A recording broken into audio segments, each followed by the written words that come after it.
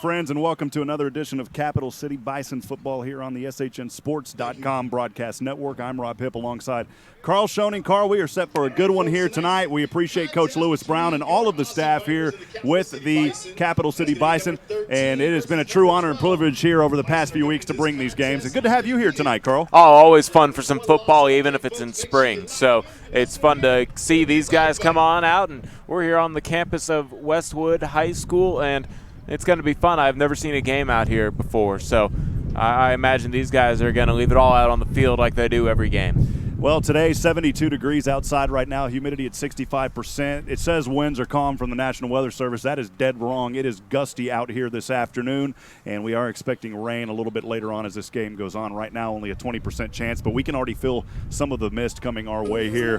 Well, again, we're excited. Another night here of Capital City Bison football. I'm Rob Hipp alongside Karl Schoening, Michael Francis operating camera for us tonight. Before we get started, we want to thank all of the sponsors for making Capital City Bison football possible here, not only on SHN Sports, but the team in general. A big shout out to Big Frog Custom T-Shirt Company, the Round Rock location, located at 2051 Gaddis School Road in Round Rock. Also a big thanks to Cotton Patch Cafe in Round Rock, as well as Cairo 512, located on Gaddis School Road. And last but certainly not least, our good friends at Moment Enshrined Photography. For all of your photography needs, look them up on Facebook.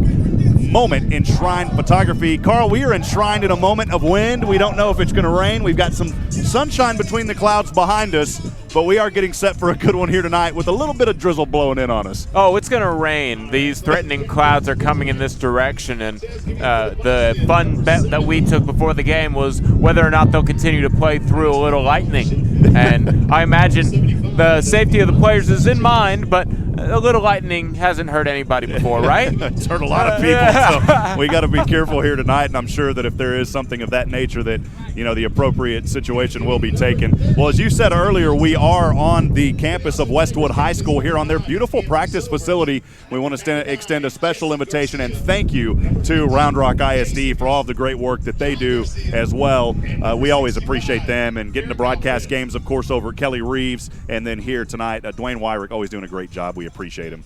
Yeah, it's always good to be at these nice top-of-the-end Round Rock facilities, as it looks like the coin toss was won by the Bison, and they deferred to the second half. So receiving the opening kickoff will be the Austin Vipers, and we're almost underway here. About to get started. The kickoff scheduled for 7:02 p.m. We'll start for 7 p.m. It's 7:02 now.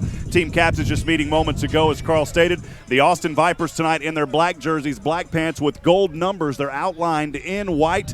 They've got the Texas logo outlined in gold with Vipers written across their black helmets. Awesome uniforms for the Vipers, and the Capital City Bison as well. They have great uniforms too. The white jerseys, purple pants with stripes on the pants, the numbers in purple, and lettering in purple as well. We are set for a good one here today. And Karl, we may get lucky because a lot of these ominous rain clouds, it started getting really dark, but if we look back behind us, and I'm bad with directions, so I'm just going to say back to the right behind us, there is a little bit of sunshine back there, not many dark clouds. So if these clouds keep pushing the way the wind's blowing, we may just get the edge of this. I will be a bit more scientific and go ahead and pull up the radar. Well, again, set to kick this one away will be the Capital City Bison. And we are moments away from being underway here in Austin, Texas. And it technically is Austin, Texas, even though we're in Round Rock ISD. I've always thought that's kind of cool here in this area. And Karl, you're a product of McNeil High School back in the day, my man. Oh, yeah. Many times have the Mavericks taken on the Westwood Warriors, and those were always fun matchups.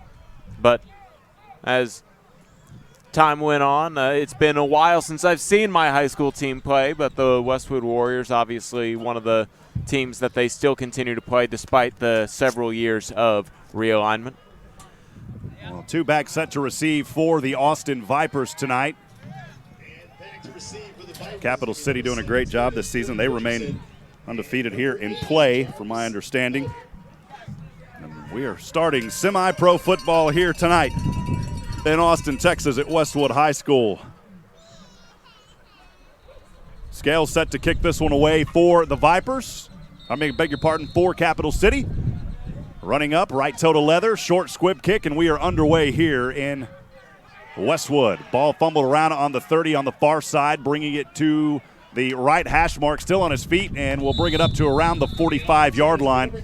Decent return there by Lenny on that return, Karl. Nice job. Yeah, especially considering that he bobbled it to start off that play, but then he kept his composure, looked to where his blocks were, look where the defense was coming from on the special teams kicking side of the ball, and pretty solid return to the 41, call it the 45-yard line. Yep, so ATX, the Austin Vipers, will start this on their own 45-yard line. They will move from right to left. We've seen some teams here in semi go under center, and it looks like that's going to be the case here tonight early on. A lot of the teams, play that shotgun formation. Here from the 45 on a 1st and 10, guts up the middle near the 50, and that's going to be a 5-yard pickup. It'll be 2nd down and 5, and man, the wind is starting to blow through here now, Karl. Yeah, especially considering the wind. I imagine both teams are going to be interested in keeping the run game going. So starting out with that power eye are the Vipers, and I imagine just running it up the gut, maybe stretching it outside the tackles every now and again is going to be a major focus, at least here in the first half, for both teams to secure those possessions, make sure the wind doesn't do anything funky if they go to the air. 2nd down and 5 from the half-century mark at the 50. From right to left are the Vipers of Austin. Roll around handoff, and the running back again going to power his way forward. Needed 5, Karl, and he is still gutting his way up the right hash mark and picked up more than enough all the way into Capital City Bison territory at the 41 on that right hash.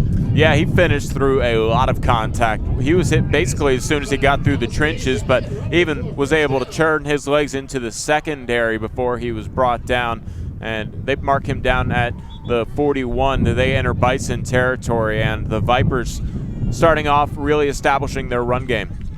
A good start here for Vipers. Both of these teams very powerful here in the semi-pro conference that they play in, and doing a good job here tonight right out of the gates are the Austin Vipers. Again, 1st down and 10 now from the Capital City 40.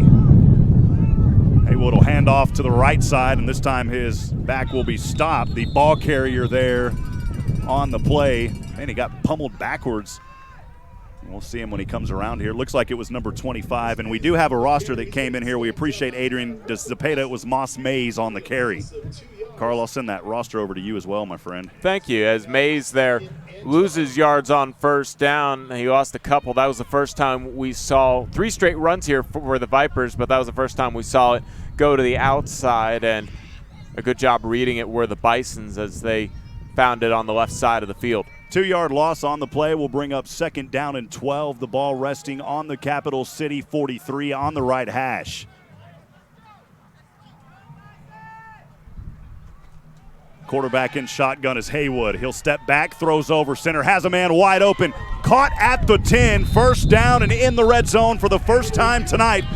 Coming on their first possession, looks like it's going to be down, Karl, around the 7-yard line. Beautiful pass. We'll take a look at it here on the replay if we can have that replay here. Yeah, nice catch as he came down and snagged that. Had a lot of space to do that. He was really thrown open well. And now in the red zone, an opportunity to score, and it looks like they're going to go back to that power I formation that was effective to start things off and then spread out the receivers. 1st down and 10 for Austin Haywood under center this time. 2 backs behind him, 2 receivers to the left. Instead, he'll hand off to one of those backs, and this time the Capital City defense with a good stop and maybe a gain of just a couple on the play. The 2nd down and goal just shy of the 5-yard line, Karl.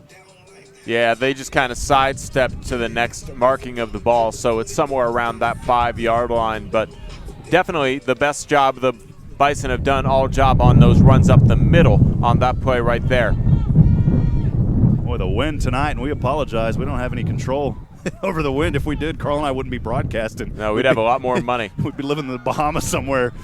Here on a 2nd down and goal, handoff to the left side. This time the ball carrier back to the 5-yard line. It'll be 3rd down and goal from the 5. Moss Mays, the ball carrier. Yeah, Mays trying to follow his left tackle that time and was able to pick up some yards across that 5-yard line. But with 3rd down here, they need that run a couple more times before they can find the end zone. They're trying to inch their way towards that end zone. Haywood, the quarterback, came over the sideline for just a moment. Now he breaks out back in there as the quarterback. 3rd down and goal. 2 receivers. I beg your pardon, actually 1 receiver split to either side. On that far right side, it's Carlton Bowe. Haywood on a sweep to the right side will hand off to his back, trying to dart through 2 defenders, and that may be no gain on the play. Great job that time by the Bison defense, Karl. Yeah, you pointed out that they didn't have receivers spread out to the wide side. That's because they had a tight end there mainly to block here on this pitch out, and it was almost run well, but picked up even better by the Bison. Looked like the blocking was there. They just didn't quite get the push they needed. It's a good effort, but a good job there by the Bison defense on that right side. Well, we're sitting on the 40-yard line. We're kind of, in the middle of the territory here, Karl, on the Viper side of the field. There is no stands on the other side tonight, and but still a beautiful facility, and we've got the cover over, so I'm not complaining too bad. Yeah, not many athletic events are actually played here. It's more of a practice field. 4th down and goal here for the Vipers. Handoff to the left side. The Bison are going to get the stop and a turnover on downs. Big play there coming up with it was 24 for Capital City. That's Dakar Williams. We called his name several times over the past few games. Dakar Williams coming up huge again for the Bison as they brought the herd. See the stop here on the replay, Karl. Tried to get through that penetration early on the left side and then immediately was able to find it. Great job. Yeah, and the Bison don't even need to worry about trying to force a field goal. They'll go ahead and take over, and it's probably a smart idea by the Vipers to try and go for it on 4th down. Maybe they score, but here their defense set up pretty nice to where it's going to be the shadow of the goalpost that the Bison start off with on this drive. Capital City will start 1st down and 10, and they'll have the ball here from their own 5. Handoff on the left side. Ball carrier is going to be stopped. Maybe no gain on that play, Karl. He got back to the original line of scrimmage. Yeah, no gain really. They'll have to update the chart there to say 2nd down on the crew gain, and now they do move it. But definitely attempt, as we said, to run that play to the stretch left side. It hasn't really been effective for either team now as the Bison start off their first drive of the evening. Bison will break out of the huddle with 1 all the way down on the right side. 1 receiver lining up to the left. Quarterback under shotgun. I believe that's Carrasquillo. Carrasquillo under center. He will hand off to his back, trying to plow his way forward on the left hash mark and brought down by number 43 for the Austin Vipers. The ball carrier there for Capital City was number 5, Alvin Smith. Yeah, that's exactly what I think the majority of tonight's game is going to be, is just a lot of uphill running, just going right up the middle, following the guards and center, and that will maybe lead to the most beneficial plays throughout the evening and open up the passing game if they ever elect to pass. But right now, keep it in the trenches. Carrasquillo under center again here on a 3rd down and 4 with 8:11 to go here in the first quarter. We're scoreless. First possession for Capital City, and there may have been a flinch there. I think it was a false start. It'll be on the left side of that line. We'll go back and try to see if we have any of that on the replay, and we can see exactly who flinched. And still looking here. There he is on the left side. Just a slight flinch will come up as they show the blitz. Yeah, right there. Yeah. Sure was. It was the second one over from the left, and that'll set them back 5. It'll be 3rd down and 9 here for Capital City. Well, once again, we appreciate you joining us here on SHN Sports for another presentation of Capital City Bison Semi-Pro Football. Carrasquillo this time in shotgun, has a back behind him. That back is Sammy Wheeler, and he can get those big wheels turned. And that one tipped, almost intercepted, and luckily drops out of the hands. Yeah, deflected pass at the line of scrimmage there led to almost an interception, but instead it'll be 4th down. They'll have to punt this, and it's a dangerous punt because they're kicking into the wind, and they don't have much field behind them. They're already going to be punting from the end zone. So, yeah, the Bison off to a slow start here to move the ball. They didn't pick up a 1st down, and that'll make this a more difficult punt.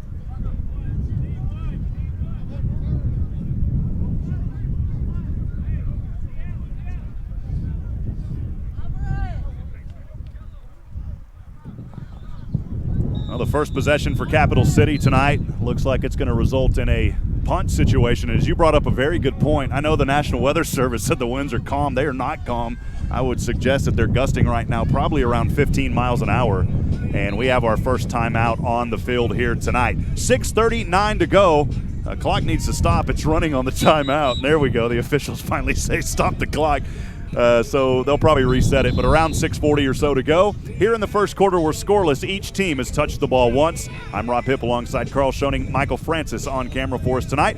Thanks for joining us for another edition of Capital City Bison football here on the SHNSports.com broadcast network. It looks like most of the rain has dissipated already, and just short of us is going to disappear. Maybe we'll get a little bit of it, but the main cell is already gone. Man, and that was – Karl has it pulled up here. Those cells were moving from the southwest to the northeast, and Karl, they were moving right towards us, and it all faded right before it got here, man. That's awesome. I'll take it.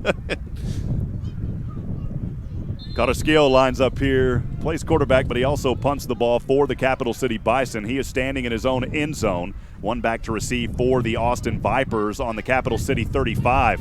Karl with the wind on him. My goodness, the hang will roll the ball back, and it does take a Capital City bounce, but it is a very short punt, Karl, maybe about 23 yards as the wind caught it up in the air. Yeah, it really did get pushed right back and was suspended in the air, and then fortunately the spin that Karl put on that made it take a Bison bounce, but even then they're going to have to play defense with only about 22 yards between them and the end zone. Well, Capital City, after that punt that didn't go far, and you can't blame Karl, it's just too much wind out here today. And the Austin Vipers will start out with their best field position, only their second possession though, so the second time touching the ball tonight, they'll have it on the Capital City 23-yard line.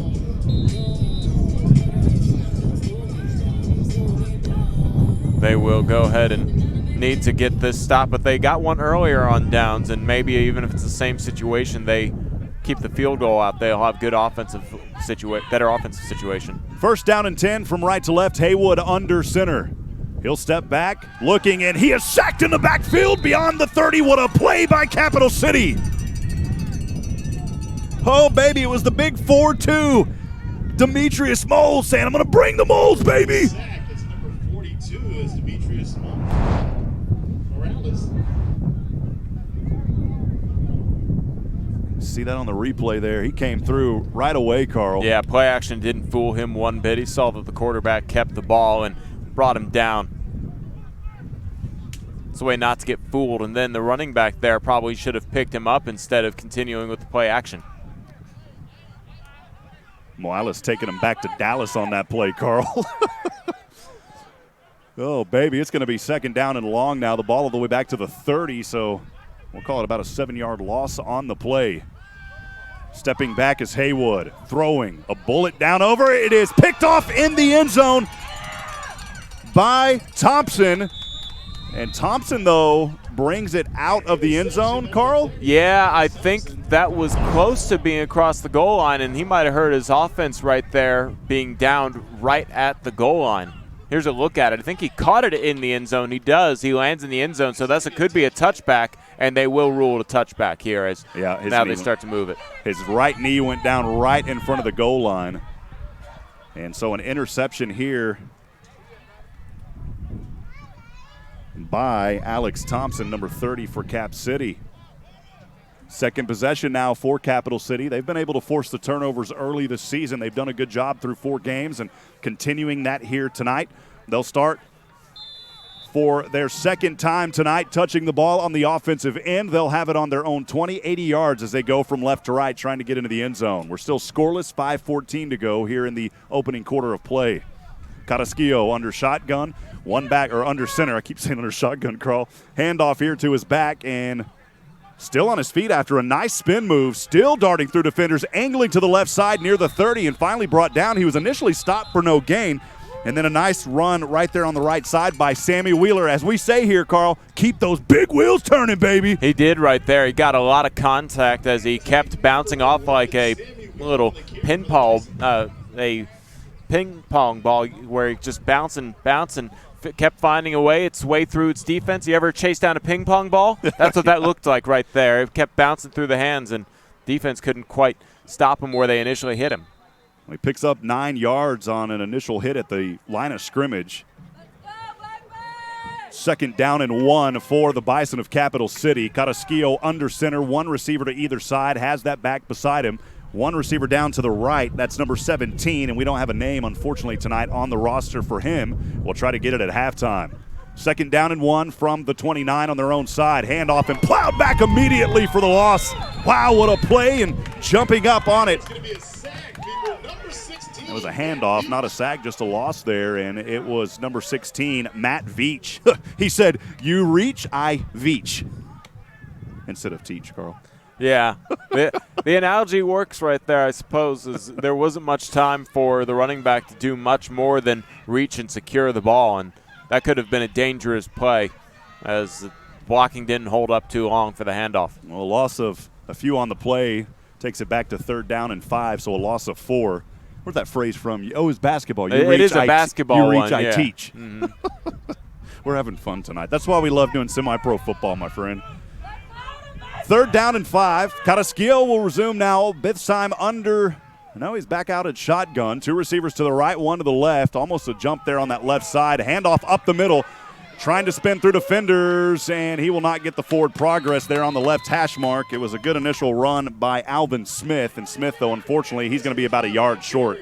Yeah, Smith maybe needed 1 more cut to try and pick up the 1st down with another stride, but instead it'll be 4th down. And decision time here. The winds died down a little bit, and I think the Bison might be smart to go ahead and, yeah, it's going to be about 4th and 5, as I didn't quite see where he was hit, but no, they're still. They're gonna bring there it you up. go. They Yep. do move. There you go. They move it. So 4th and 1, where I see it now. I think Coach Brown, we've seen him. He takes his chances here in the semi-pro league, and we'll see if Coach Brown goes for it. On a 4th down and 1, they're on their own 29 on that left hash. Yeah, I think, yeah, they're going for it right now, and that's probably the smart play.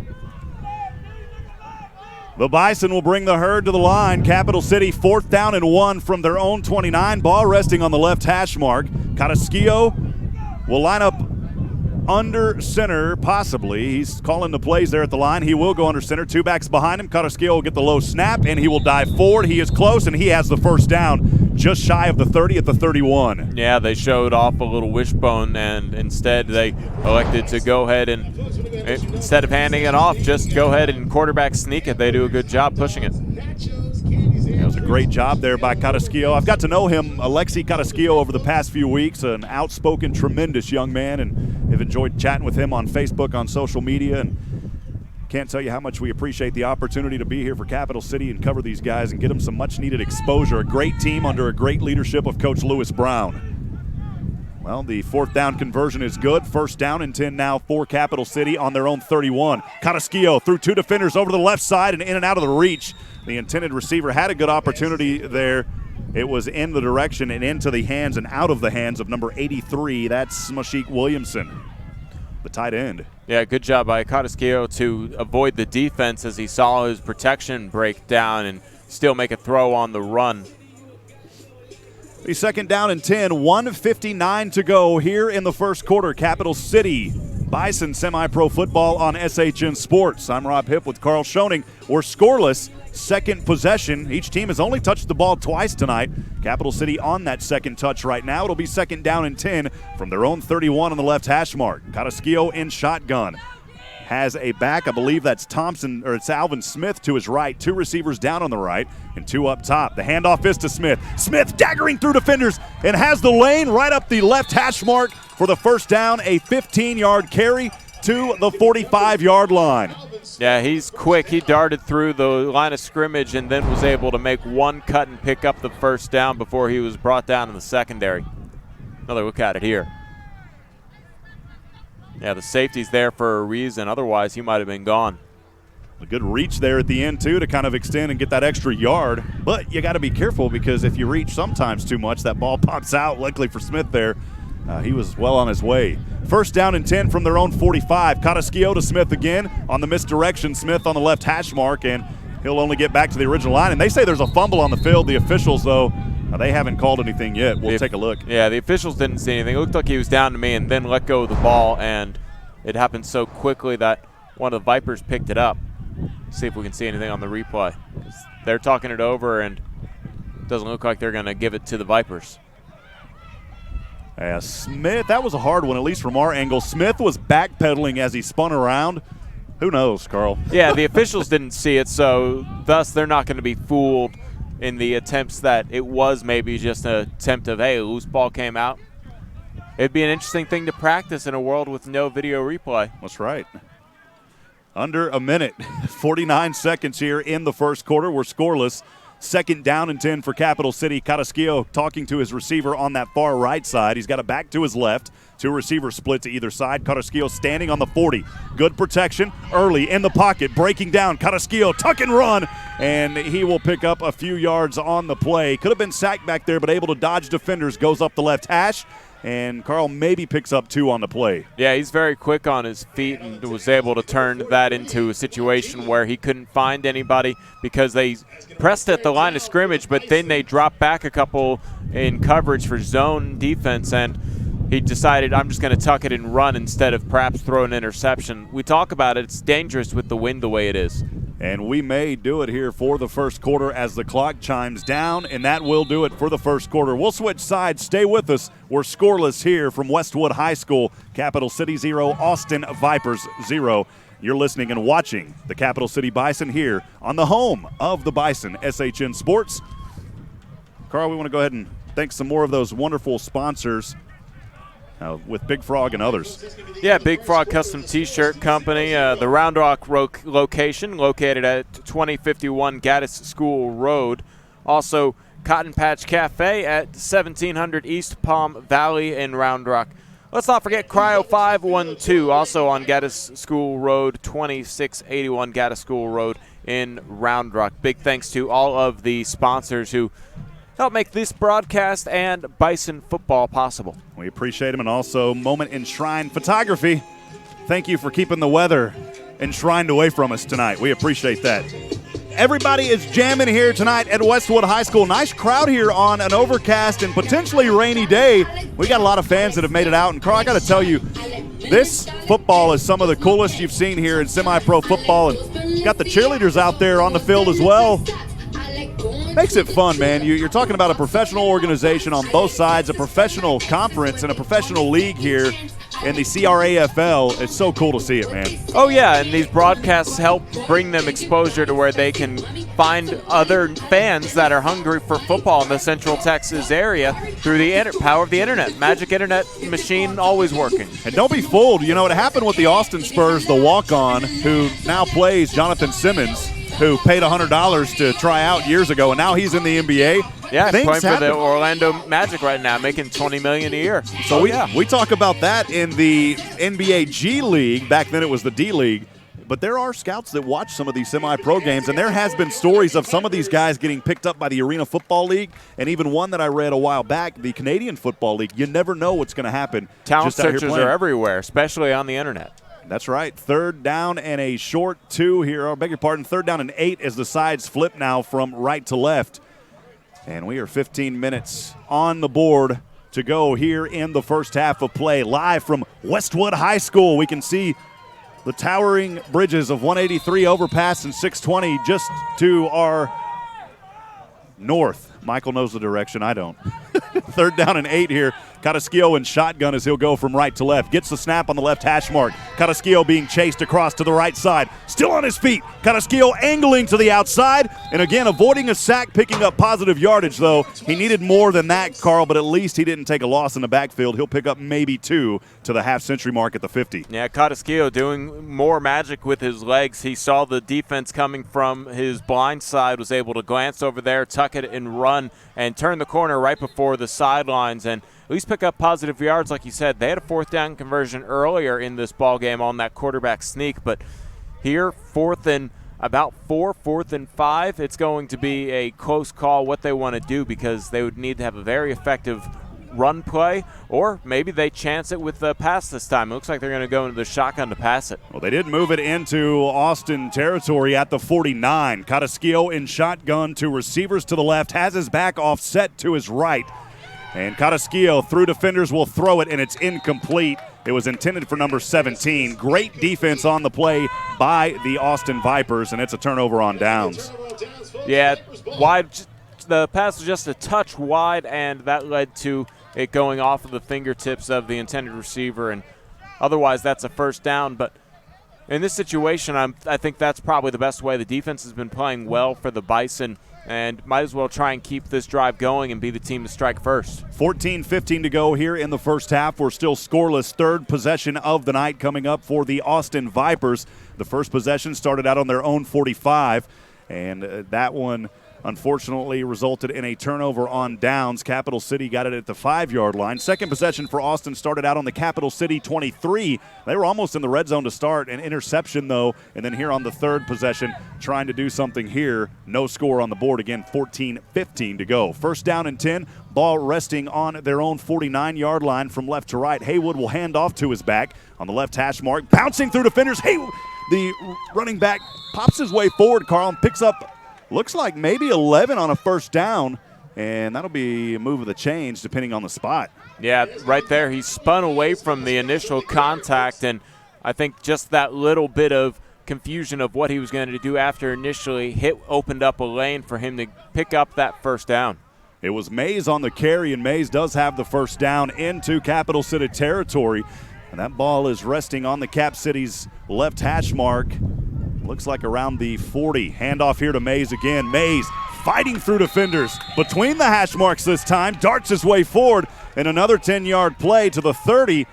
And that should be another first down for the Vipers depending on the spot. Yeah, I think they will go ahead and rule that a first down. Mays with back-to-back first down carries, and it comes down to a situation where that time he just had a wide open lane because he found a spot through the A-gap. Great back-to-back running by Mays for the Austin Vipers.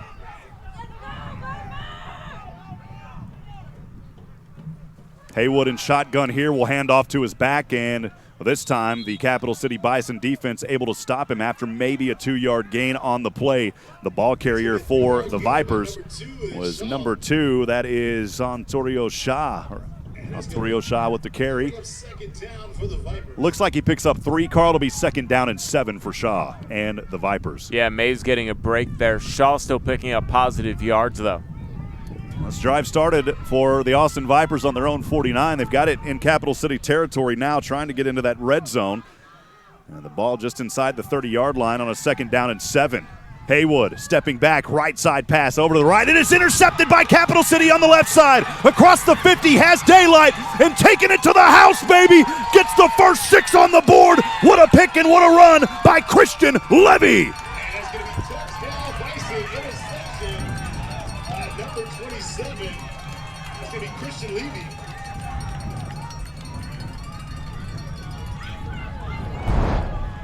Well, we'll try to get some of that on the replay, Karl. What a pick there. We've got it right when he picked it in. Yeah, just a great job realizing that he only had a couple defenders to beat, didn't need to try and find any angle, just tightrope that sideline, and that's an interception and a touchdown. Best defensive play you can make. And he picked that off, Karl, where? Around the 40, 35-yard line? Around the 20, 25, wow. I think. So we'll call it, hey, you know what, we'll be generous. We'll call it a 75-yard interception return for a touchdown by Christian Levy, I believe, not Levy. I'll have to check that at halftime. Levy. It's all good. He'll let me know at halftime. I talk to the guys at halftime sometimes, Karl. Christian Levy? Yeah. We'll go with Levy. Levy. 75 yards, second interception of the night for Capital City. This one coming with 12:07 to go here in the first half, and the Bison strike first. They're going to go for this point after attempt here as well. Looks like they'll kick the field goal, and they can make them here, or the extra point kick. We've seen quite a few of them. Summers set to kick this one away, trying to get that +1 on the board here at the 12:07 mark. Snap down, hold, and it is blocked at the line. And the extra point kick, no good. 6-0 your score. Capital City Bison with the lead. 12:07 to go here in the first half. Karl? Definitely a strong way to start off the scoring, as the Bison had 2 of their drives stalled, one of them requiring a 4th down conversion with the quarterback keeper, and then another one being a failed 4th down conversion attempt. And as fate would have it, on a passing play on a day where it's a little more dangerous to pass with such iffy winds, and now I can kind of see where the Weather Service had the calm winds. It's calmed down a lot compared to what it was. That was just a great route jump there by Levy, and Levy is what I think we agreed on. Levy, yeah. Levy. As Levy took it down, just saw a bit of daylight. As you mentioned, he found the hole that he needed to, just went straight, and instead of getting cute with it, trying to cut it back to the middle, he took it about 70 yards the other way.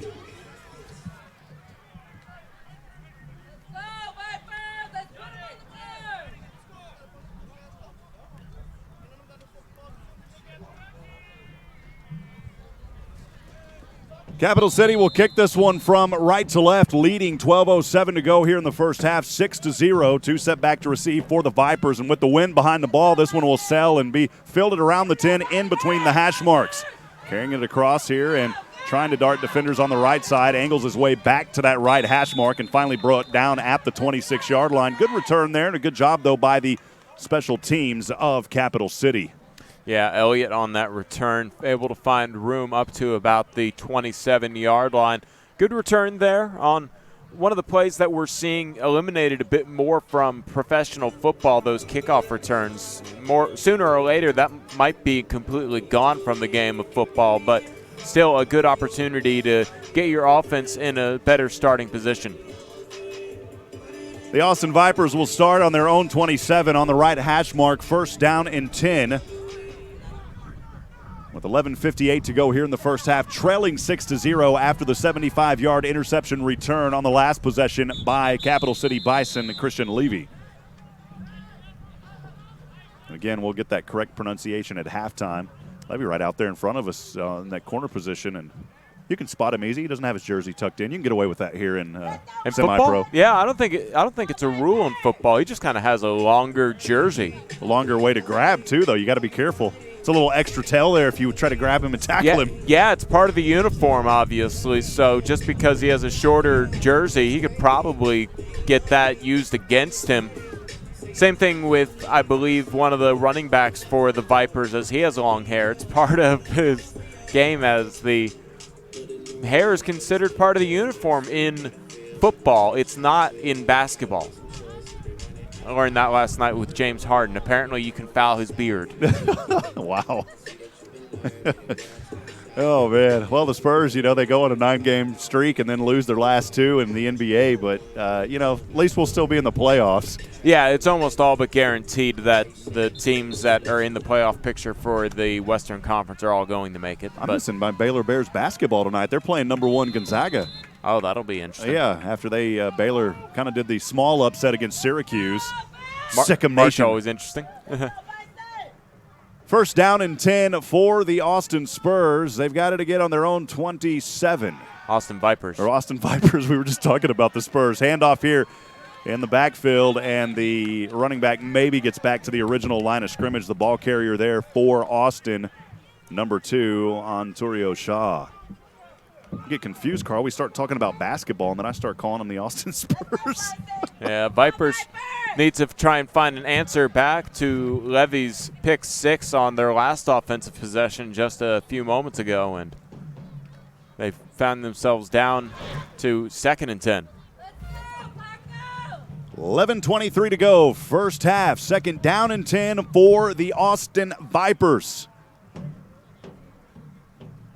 Haywood shotgun, flags fly early, pass over to the left side. It's complete. Another flag on that far left side, and the receiver will be brought down right in front of the laundry. We'll see if we can see what that is, though, Karl. Yeah, I assume the first one was offsides. I didn't quite catch what the second one was. Perhaps that receiver never reported as eligible. When he caught it, it seemed to be when the flag was thrown. There's a little slight jump there on one of the right linemen. And not really sure, maybe a hold in the backfield. We'll see what the officials say. They've got the official call. It is offsides for that first flag.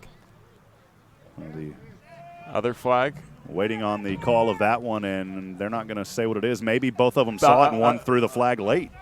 I'm not quite sure what it was, but either way, they'll go ahead and award 5 yards to the Vipers, and we'll replay second down. Second down and 5 for the Austin Vipers, trailing 6-0, 10:52 to go here in the first half from Westwood High School tonight.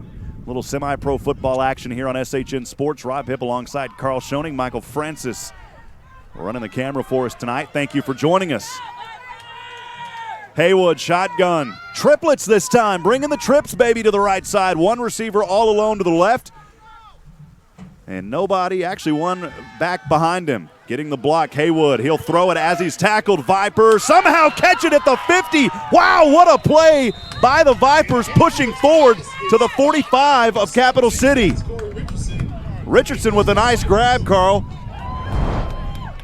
Yeah, that was basically just thrown up for grabs as he was going down. He didn't want to take the sack, so after getting hit, he just let it go, and it flies almost into the hands of the safety there for the Bison, but just popping up is Richardson, taking it away from the safety who was tracking down, and picks up the first down. Amazing bit of luck right there, but also a lot of skill to never quit on the play. The harder you work, the luckier you get. Yeah, and you think, too, with a little bit of wind blowing out there, getting up under that ball and able to make that play on an attempted sack. First down and 10 in Capital City territory from the 45. This time the Bison able to force the ball carrier down near the 50, but there is a flag here on our side on the right side. We'll wait to see what that call is, Karl. Could be in the area of a hole. Ball carrier was Shaw there on the right side, Ontario Shaw, and the initial indication appears that it's something against Capital City.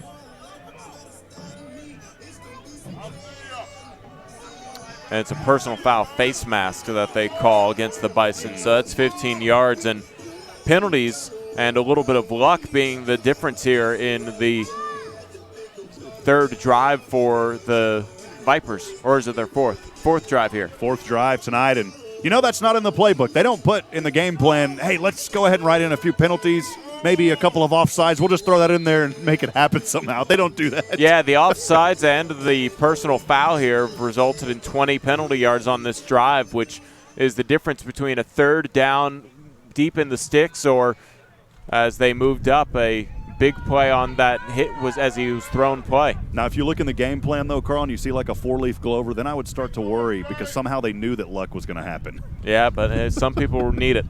First down and 10 in Capital City territory on the 35. Haywood will step back through defenders. He'll tuck and run, lowers his shoulder, takes a hard hit, but he picks up around 6 on a first down and 10 inside the 30 of the Bison, now at the 29. He's going to pick up, looks like about 6 yards before being tackled by number 49.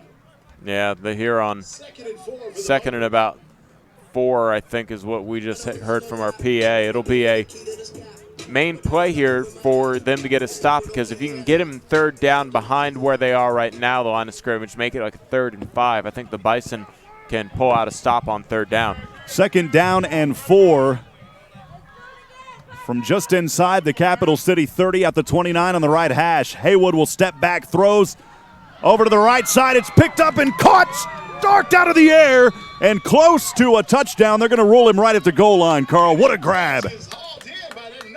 Yeah, that really was a nice play as he jumped up and reached over the defense for it and almost had a path right to the goal line. He just has to work on his Euro step a little more. Man, he skyrocketed up in the air, did that receiver. What a great grab, man. Trying to see the number on that jersey who made that grab, unfortunately. 17. That's Manyweather. So you may have Mayweather. I got Manyweather, baby.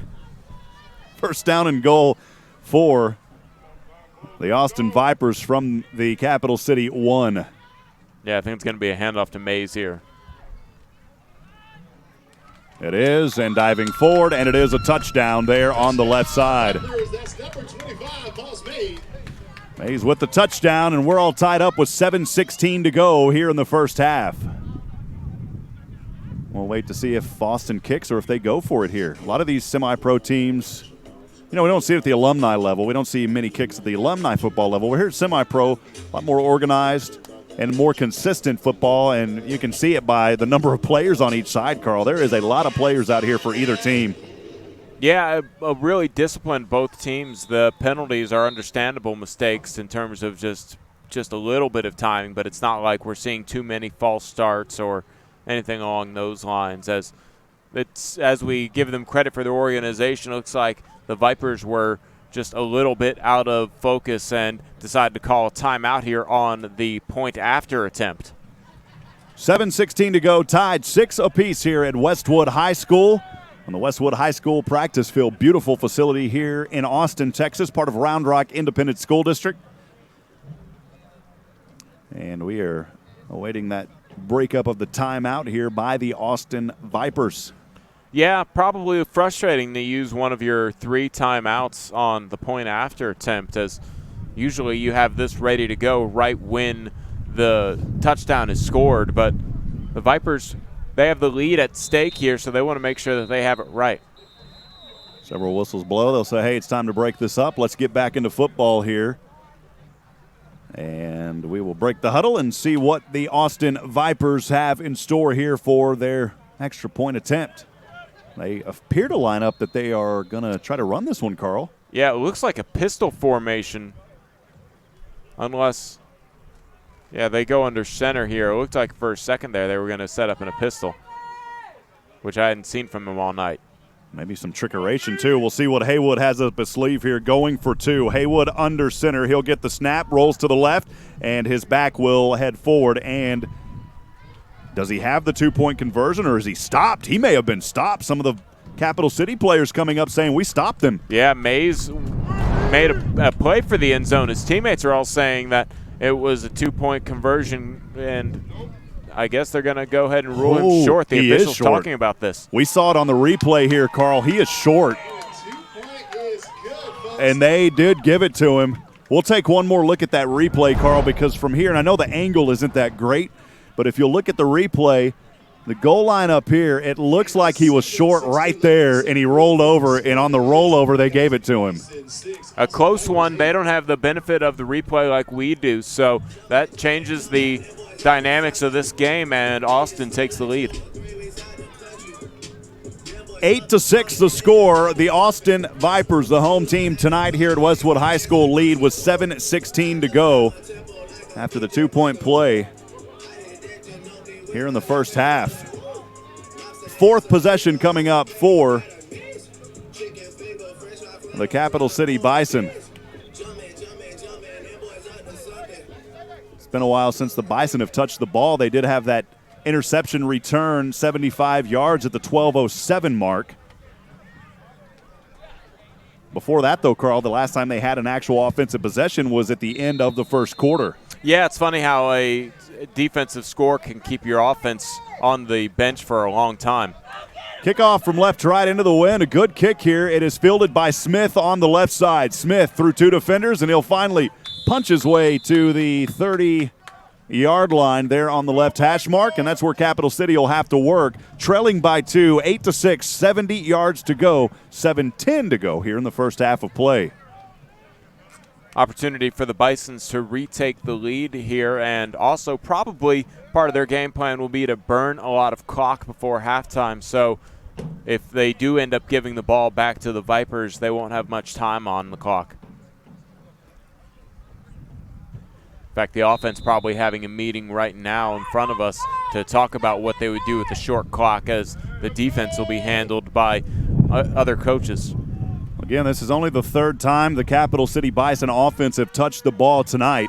Carrasquillo will line up in shotgun. He'll have it 1st down and 10 from right to left from his own 30. He'll stand on the 25 in shotgun, gets the snap, hands off to Smith on the left side. Smith spinning his way around, but a pit of snakes come in and gets him. The Vipers maybe got him right back at the original line of scrimmage. No gain on the play, 2nd down and 10.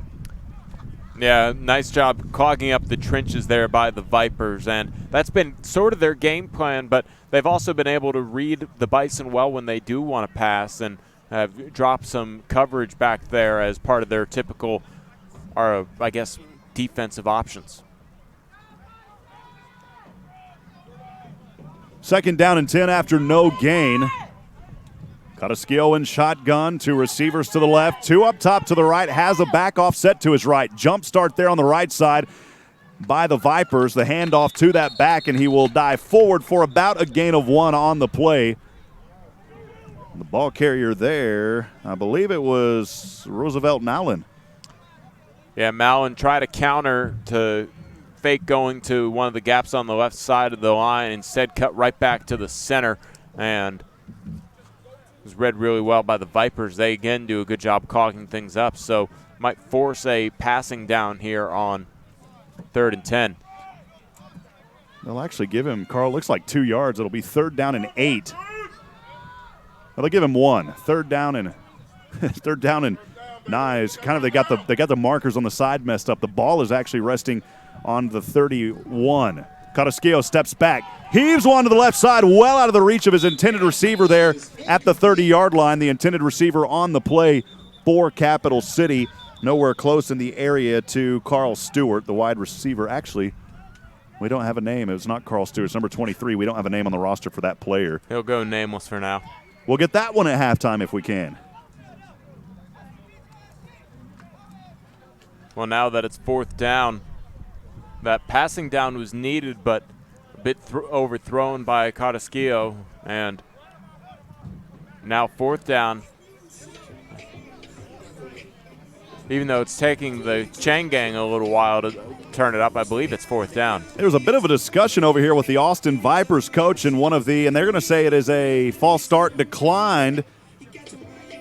Capital City, a false start, but they declined that penalty, Karl. I'm not sure why. I guess because it would give them another down and an opportunity. Instead, it'll be 4th down and 8. Yeah. Would have been 4th down and close to 15, but 4th down and I think 13. it might have been a delay of game that they just turned down. Not sure exactly. Yeah, I saw the hands, but that didn't make sense because they weren't even lined up to receive a false start.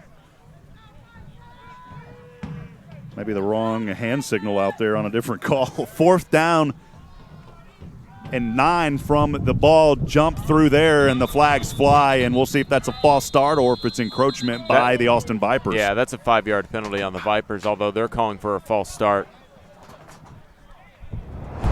Take a look at it on the replay here.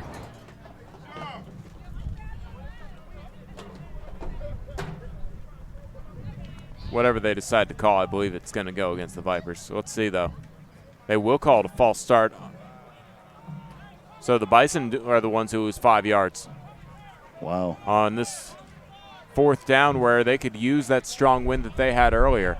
Bring up 4th down and 13 now for Capital City. Official picking up the flag there, the laundry at the 30. And Carrasquillo will punt this one away, and luckily this time for Carrasquillo, he'll have the wind behind him.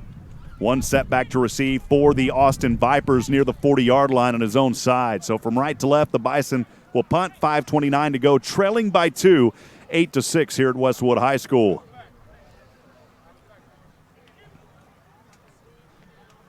Well, at halftime, we will talk a little bit more about the sponsors, then we'll take a break, and we'll be back on for 3rd quarter action. Appreciate you joining us here this afternoon. Carrasquillo, snap back to him. He'll punt it from his own 15. Wind will get behind this one. It'll sell at the 35-yard line. The returnman tripped up just inside the 40. Great job there on the special teams by Williams for Capital City. Gives him pretty good field positioning, as he had to actually backpedal to catch that ball as the wind really helped carry it, and then was able to cut away from one defender being wrapped up at the ankles. Yeah, Drake Williams making a nice leap to get him at the ankles. Otherwise, that may have been another 10 yards or so near the 50. Instead, it'll be 1st down and 10 for the Austin Vipers from their own 40 as they move from left to right.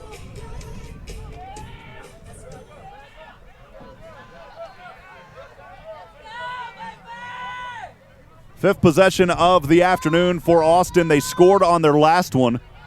That drive started on their own 27. This one from their own 40. Haywood will hand off to his back on the right side, and Morales making the initial hit along with his teammate, allowing a gain of maybe 3 on the play. Good carry there by the Austin Vipers running back, Torniquez Sanders. Yeah, Sanders is a big man back there in the backfield, and what he lacks in speed, he has in size, and was able to pick up another yard after getting hit. Yeah, Torniquez Sanders he's a big body out there, Karl, and they're going to give him a healthy gain on that play, actually of 3, I believe. It'll be 2nd down and 7.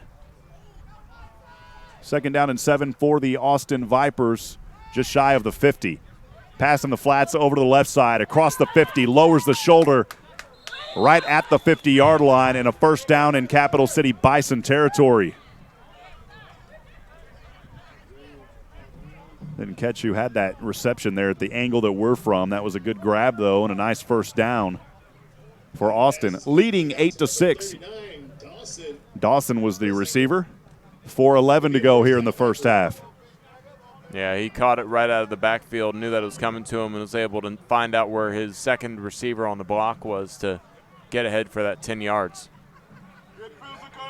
1st down and 10 from the Capital City 49. Handoff to the left side, angling back inside near the sideline, trying to get in between the numbers and the hash. Wasn't able to get back, but it is a healthy gain on 1st down. Best was the ball carrier. And Best will pick up a few on 1st down. It'll be 2nd down and long but manageable. Yeah, keeping the game here, as we were talking about a little earlier, the difference between getting the ball with 5 minutes and getting it with 2 minutes allows you to do things like this, like to develop a more methodical run game, so this way they don't have to pass into this wind again.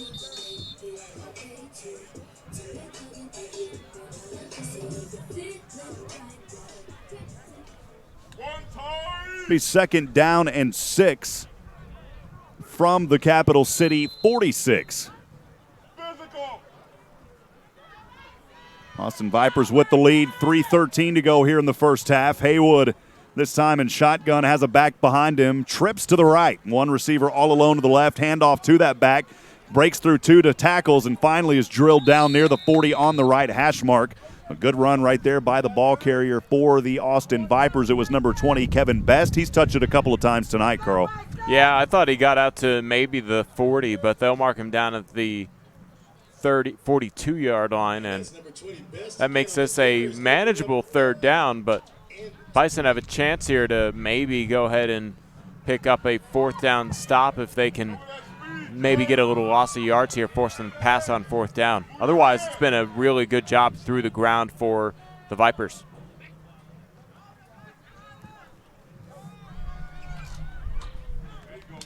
Third down and 3, and on the carry, maybe a gain of 1, if anything, Karl. I think the wind caught my glasses and blew them off the bleachers, man. Oh, no. Yeah. I saw something flying a while ago, and those, I believe, were my glasses, unfortunately, and I've really got to find those. Yeah, they might be down below, so we'll have to find them. Well, I'll check at halftime. I was about to say we'll have halftime. Glasses aren't cheap. My optometrist buddy is out of business now. He'd hook me up. And I learned the hard way after he went out of business how much glasses really cost, and I'm definitely not looking forward to losing those. No, hopefully we find them. Fourth down and 1. Handoff, and he's got it as he dances through defenders on the right hash marks, and it's a 1st down for the Austin Vipers. Yeah, like I was saying, the Bison really needed to tackle for no gain or even a loss on one of those 2 plays, because it's been just positive yards for the Vipers as they've been running it up the middle. That's been their key for success here. They have a minute 23 left here. See if they can go another 36 yards, try and pick up the touchdown before the halftime. They have to start passing, though. A drive for the Vipers has started out on their own 48 in Capital City Bison territory now. 1st down and 10 from the Bison 37 on the right hash. Haywood will get the high snap. He's in trouble now. He gets a nice block. Punt fakes through one defender, drops the ball, and he may have fell back on it. The Bison wanted it, but I don't think they're going to get it. We'll see. Oh, they should give it to him, because I'm pretty sure that they caught on top of it, but the official didn't have a good angle at all. We might have a better angle on our replay, to be honest with you. Yeah, taking a look at the replay here, a nice job and a good block back there It was Haywood. definitely a fumble. For sure it was a fumble, and I thought that he got back on it. But, yeah, the coach does his best job. They will go and give it to the Vipers to get back, but, man, our angles made it look like it could have been potentially Bison ball. Coach did a good job there getting in front of the angle. He knew that we were going to send it down to the field, so he said, I'm going to get in front of it. Yeah. 30 seconds to go. A loss of close to 10 on the play. Haywood will step back, and he is ankle tackled for the sack. Stepping over, and a great sack on the play by number 49. 49 for the Bison. And a timeout will be taken here by the Vipers as they'll have possession with 18 seconds left, but the last two plays, those attempted passing plays, have not resulted in anything positive. In fact, they've probably lost about 15, 20 yards. You see him stepping up over him after the play, and good job there. We don't have a name. I know the name's on the back of the jersey, just couldn't see it. Jamaris Martin, the player. Appreciate that. Thank you, sir. Martin with the big-time sack back there in the back. I keep a card here, Karl, in these games, and as we go along, I usually go in at halftime and get those that we missed that aren't on our official roster down here. So any of the help we get, we sincerely appreciate it. 18 seconds to go here in the first half. The Austin Vipers with the 2-point advantage, 8-6. They're currently on their 5th possession of the night that started from their own 40-yard line. And we have had a timeout on the field, breaking out of it now, and we'll see what the Austin Vipers can do. 3rd down and long, all the way back to the Capital City 48. Karl, they were all the way down inside the 30 moments ago. Yeah, and they're going to have to pass it or just take a knee and accept the 2-point lead going into the locker rooms. I wouldn't risk another interception right here, to be honest with you. Quarterback in shotgun on 3rd down and long. 2 receivers to either side. Haywood has to dodge through 2. Still on his feet. Will throw and heave one to the right side. It's bounced around and somehow grabbed at the 10-yard line. Wow, what a play. And Haywood's pass is caught as number 80. That's Jarvis West Elder with the Vipers' first down. Wow. And with 6 seconds on the board, they took a gamble, and it appears, at least for now, to have paid off. Well, I guess that's why you do take the gamble, and that was very fortunate not to have been intercepted on that tap. He was able to tap it to himself and makes probably the highlight play of the first half. And if they could score off it, that would really make that probably one of the bigger plays of the game. Jarvis Elder with that snag in the air, as Karl just said, he pulled it right back to itself near the 10-yard line with 6 seconds to go. The Austin Vipers with an opportunity to punch it in yet again, holding on to a very small 2-point lead after that 2-point conversion earlier on their score. Inside the red zone, ball resting on the 14 on the right hash. 1st down and 10 for the Vipers. Haywood shotgun, trips to the left. 1 receiver to the right, has a back offset to his right. High snap, able to snag it down. Haywood, plenty of time. The pressure coming in front, and it's intercepted at the goal line by Capital City and brought down, and that will do it for the first half. Pass is intercepted. That's going to be number 1, Tanika Hall for the Bison. Hall had the interception, and that will do it for the first half of play. Your score, 8. The Austin Vipers 8, Capital City Bison 6. We'll have halftime coming up. You'll just see the scoreboard or the field here for the next 10 or 15 minutes. We'll come back on before the start of the 3rd quarter, and we'll talk about our thoughts before we head in. For now, we'll step aside and take a break. SHN Sports coverage of the Capital City Bison here. Semi-professional football continues. Stay with us, friends. Thanks for joining us.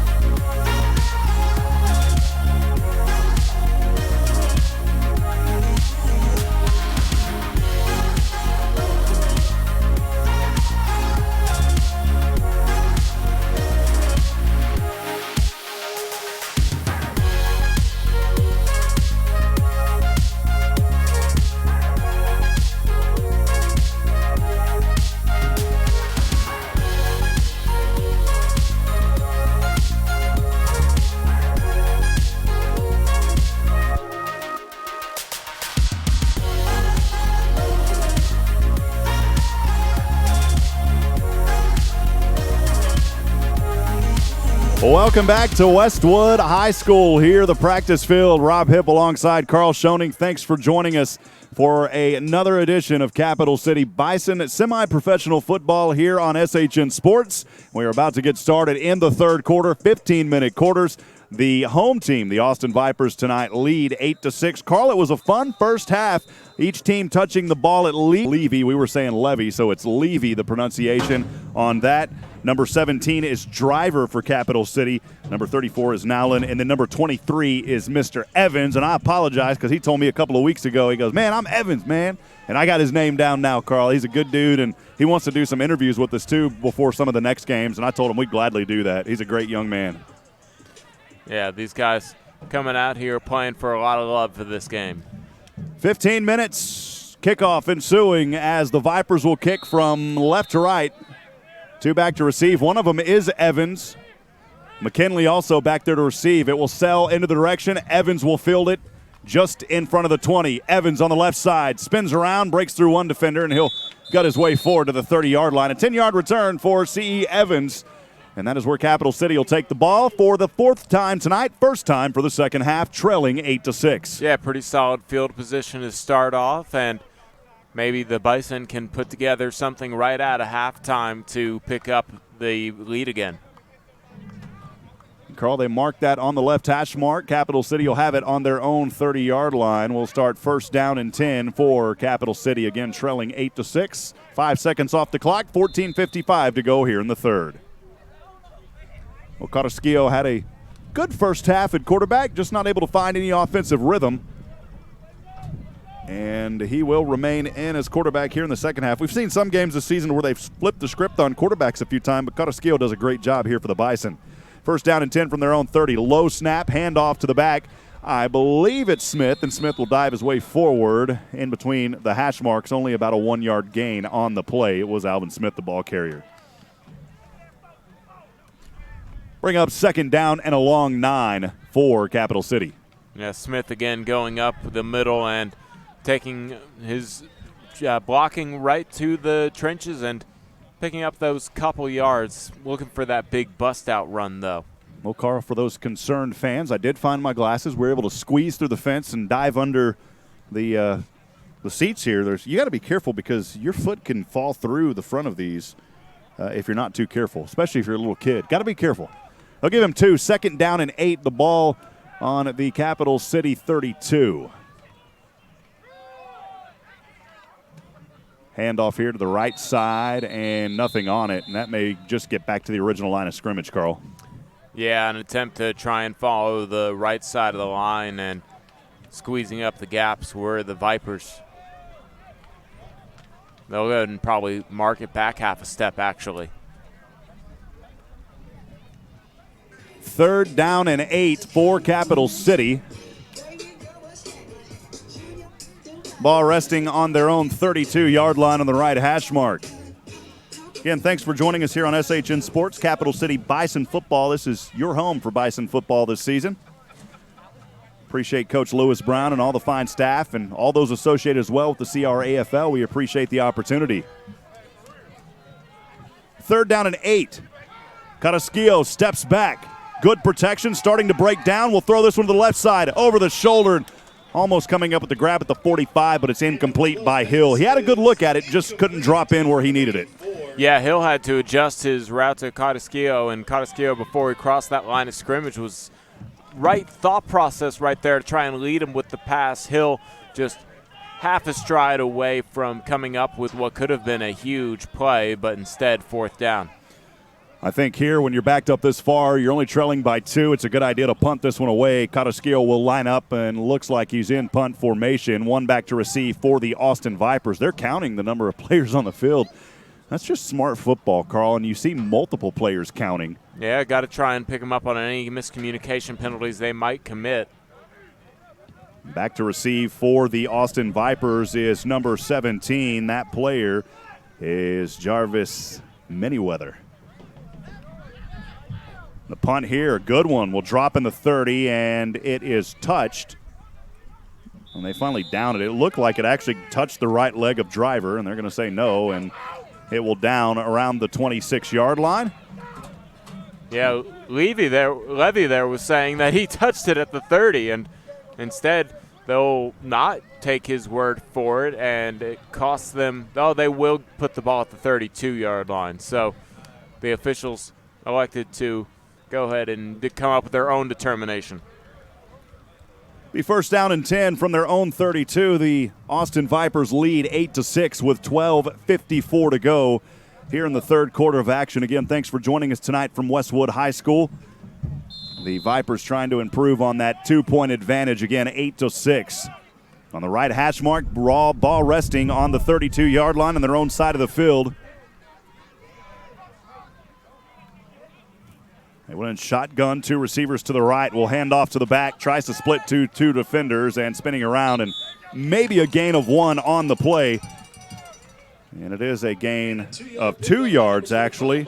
The ball carrier, Moss Mays. And, Karl, he had to work for every inch of those 2 yards. Yeah, Mays used to easier runs and picking up a few more yards, but so far it seems like the Bison have now started to key on him, realizing he's one of the better players for the Vipers. Bring up second down and 8, 12:25 to go. Clock running here in the third quarter. The Austin Vipers with the 2-point lead, 8-6. Second down and 8. They've got the ball on their own 34-yard line on the right hash mark. Two receivers to either side. Haywood in shotgun, a back to his left. Will step back around the 25. Has all day. Now the protection coming and breaking down, and he will angle his way and eventually chased out of bounds by Luna on the right side. Haywood avoiding the sack and a heads-up play by the quarterback. It'll be third down and long. Yeah, Haywood electing to just not take that hit and cost himself about a yard, and that's the smart play to run out of bounds and play another day instead of maybe trying to cut it and get hit really hard. The quarterback protecting himself there. Looks like about 5 from here, Karl. We'll call it third down and 5. The ball on the 37-yard line of the right hash of the Austin Vipers. Haywood in shotgun, two receivers to either side. Haywood will hand off to his back. Tries to gut up the middle in between two hash marks, spinning around and has the first down on the second effort to the 45.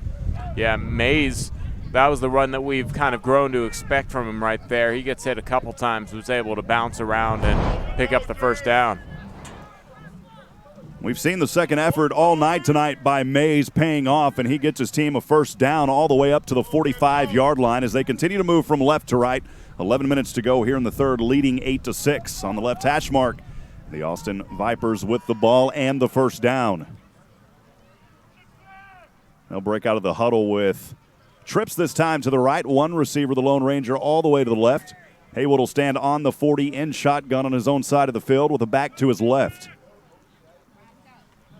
Cornerbacks on the defense will step back. Haywood is trapped here, and he will throw this one out of bounds, and it'll be incomplete. Brings up second down and 10. Yeah, he just had nowhere to go with it, decided to escape the pocket and get rid of it and stop the clock at 10:38, as that probably is a big difference, and we have an injury on the field. We'll have our first injury timeout here with 10:38 to go in the third quarter. The Austin Vipers lead 8-6. Stay with us, friends. Capital City Bison semi-professional football here on the SHNSports.com broadcast network continues in just a few moments.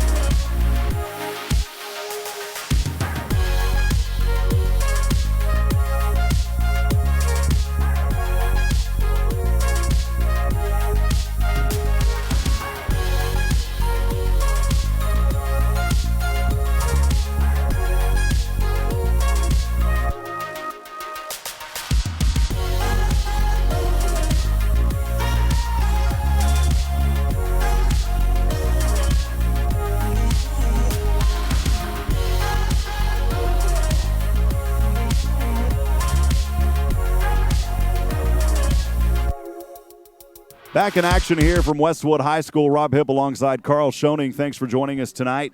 After the injury timeout, the player for the Austin Vipers able to walk off under his own self, and that's good to see that. We don't want to see anybody injured out here tonight, and a little stinger, but luckily the player able to head back over to the sideline on his own. That's always a good sign, Karl. Yeah, you definitely don't want to need any assistance helping off the field. That's a little bit of a pride thing that you get off on your own, but hopefully it's never as serious that they need help from anybody. 2nd down and 10 after the injury timeout. Austin Vipers with the ball and the lead. Got it on their own 45-yard line. With 10:22 to go here in the third. Haywood in shotgun. 2 receivers to the left, 1 receiver all by himself on the right side. And a back also to his right. Actually, 2 backs. Flags will fly at the start of this one. The handoff. Leaping over a player at the 50 and finally brought down, and we'll see what the flag is. We'll go back and look at the replay. Yeah, it's probably against the Bison.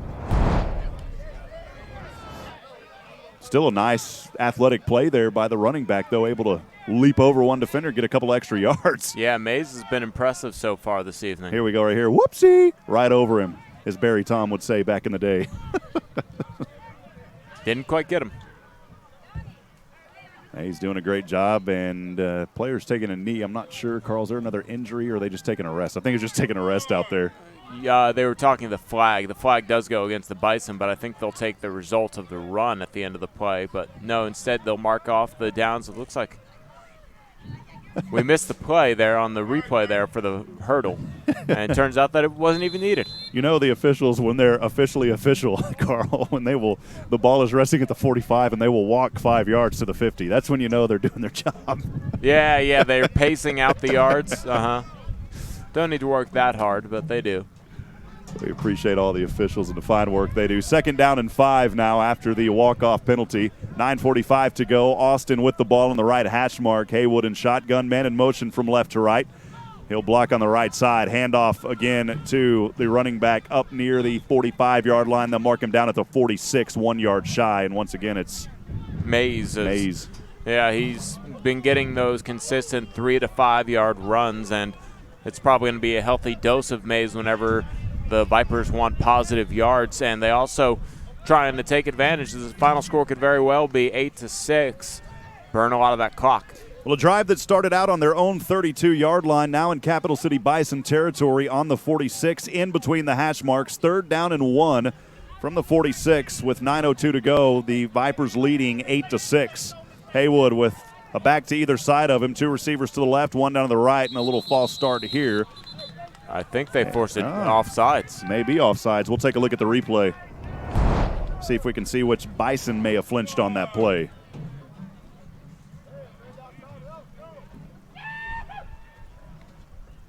Yeah, a hard count there probably initiated it. Yeah, it was there on the left line by the Bison, and that'll result in a 1st down after the 5-yard penalty.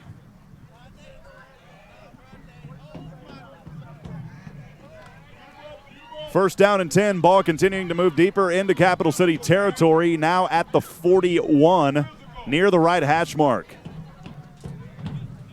Haywood will come back out in the same formation in shotgun, 1 back to either side, 2 down to the right. Haywood will step back, has protection, dumps it off to Mays. Mays on the right side, he'll spin around, and he's tackled by a herd of Bison. And pass out to number 25, Moss Mays. And Moss Mays will bring it to the Capital City 38-yard line. Good reception there, and marks off 3 yards. It'll be 2nd down and 7. Yeah, first time we're seeing Mays make the catch there out of a swing pass, and really only a pickup of a few yards, but he's been a workhorse, and they keep him in the backfield there to work with Haywood.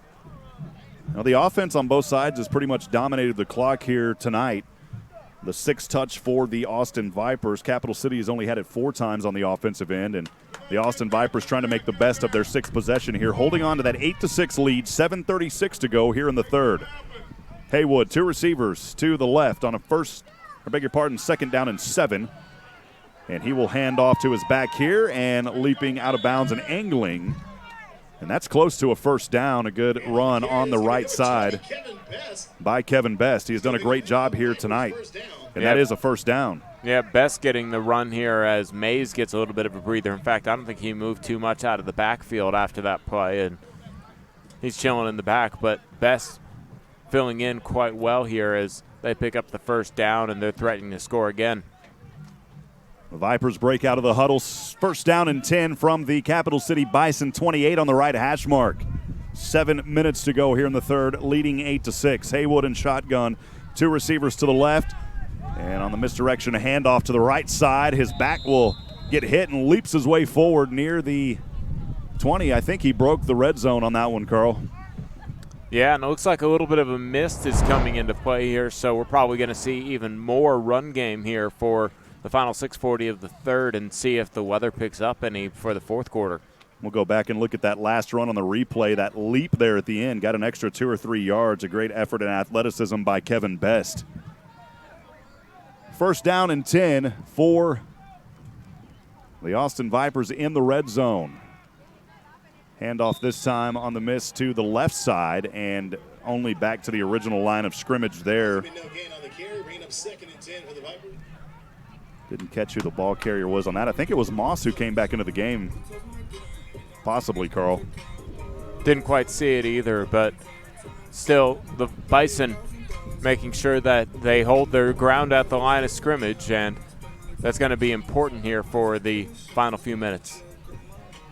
Well, I guess the tent is helping us tonight with the miss. Yeah, we're not getting too much of it. Michael's staying high and dry over here tonight. Second down and 10 inside the red zone are the Austin Vipers. 5:39 leading 8-6. Haywood will step back. Punt fakes once, throws over to the left side, and that is, oh, baby, caught. It was close. Caught. Catch. It's caught there on the left side near the 10. We'll try to take a look at it on the replay. It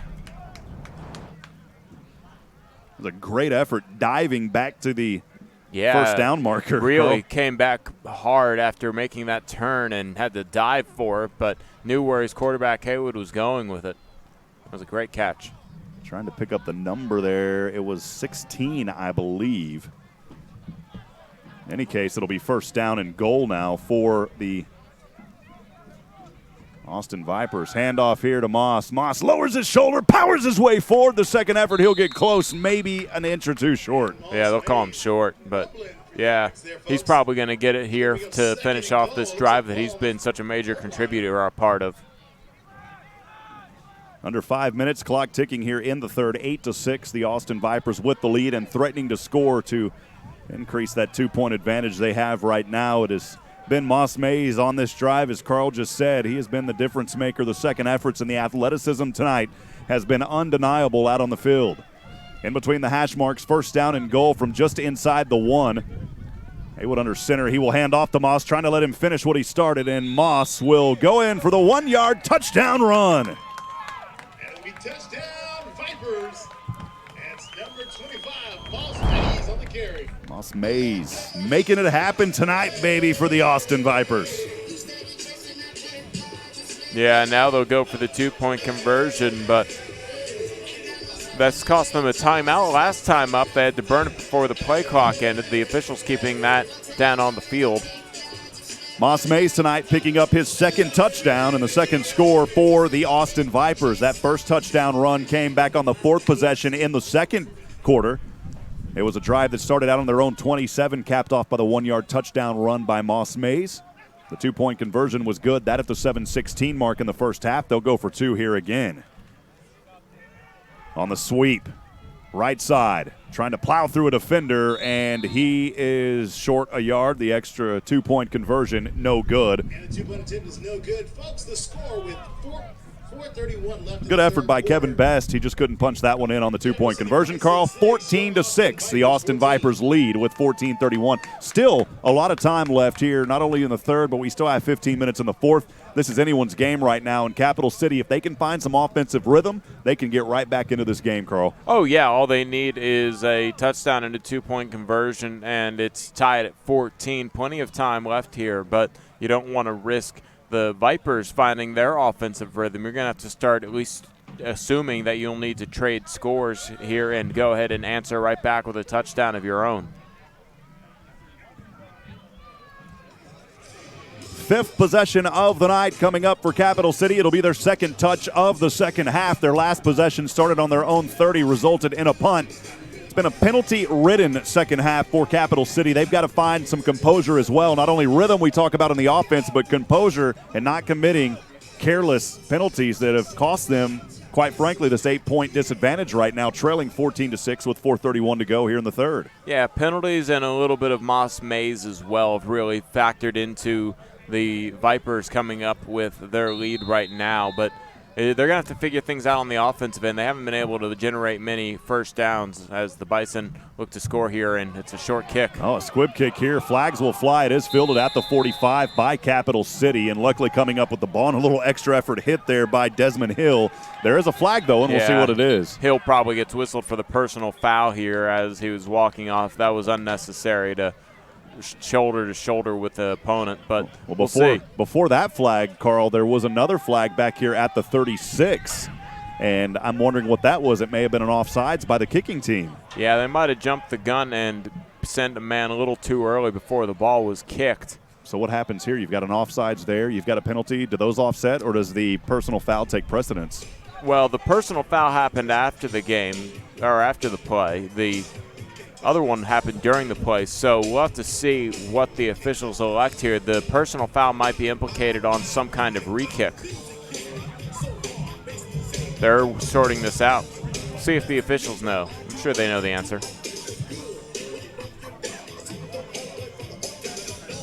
Well, the mist still coming down here. Not too heavy. It was a little bit heavier moments ago.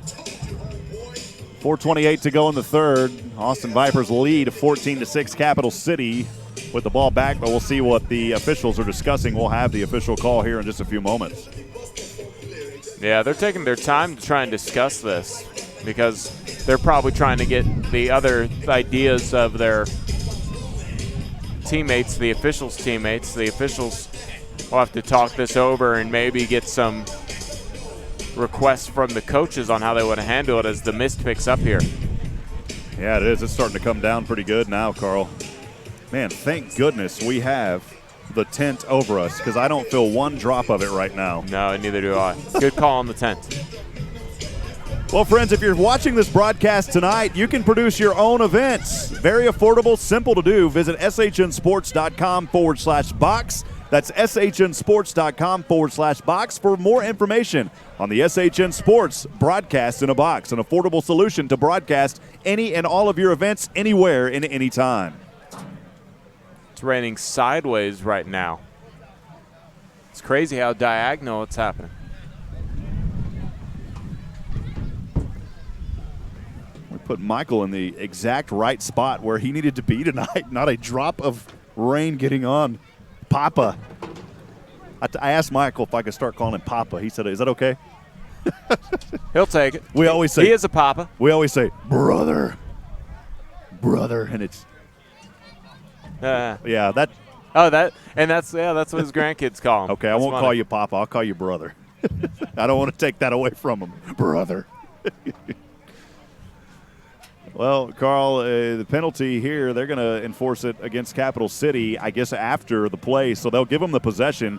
The ball was fielded around the 45, but it's going to come back to probably 15 yards before that, so we should see it at the 30. Yeah, I don't think the Vipers really did what they wanted to do on that kickoff. I think they were trying an onside kick and it ended up being a little too high and short. And the 15-yard penalty tacked on afterwards, definitely a backbreaker for the Bison, who could have used that plus territory to start off this possession. First down and 10 for Capital City, trailing 14-6, 4:28 to go. They'll start this drive. Karl, looks like on their own 35-yard line as they move from right to left. Carrasquillo in shotgun, man in motion from left to right.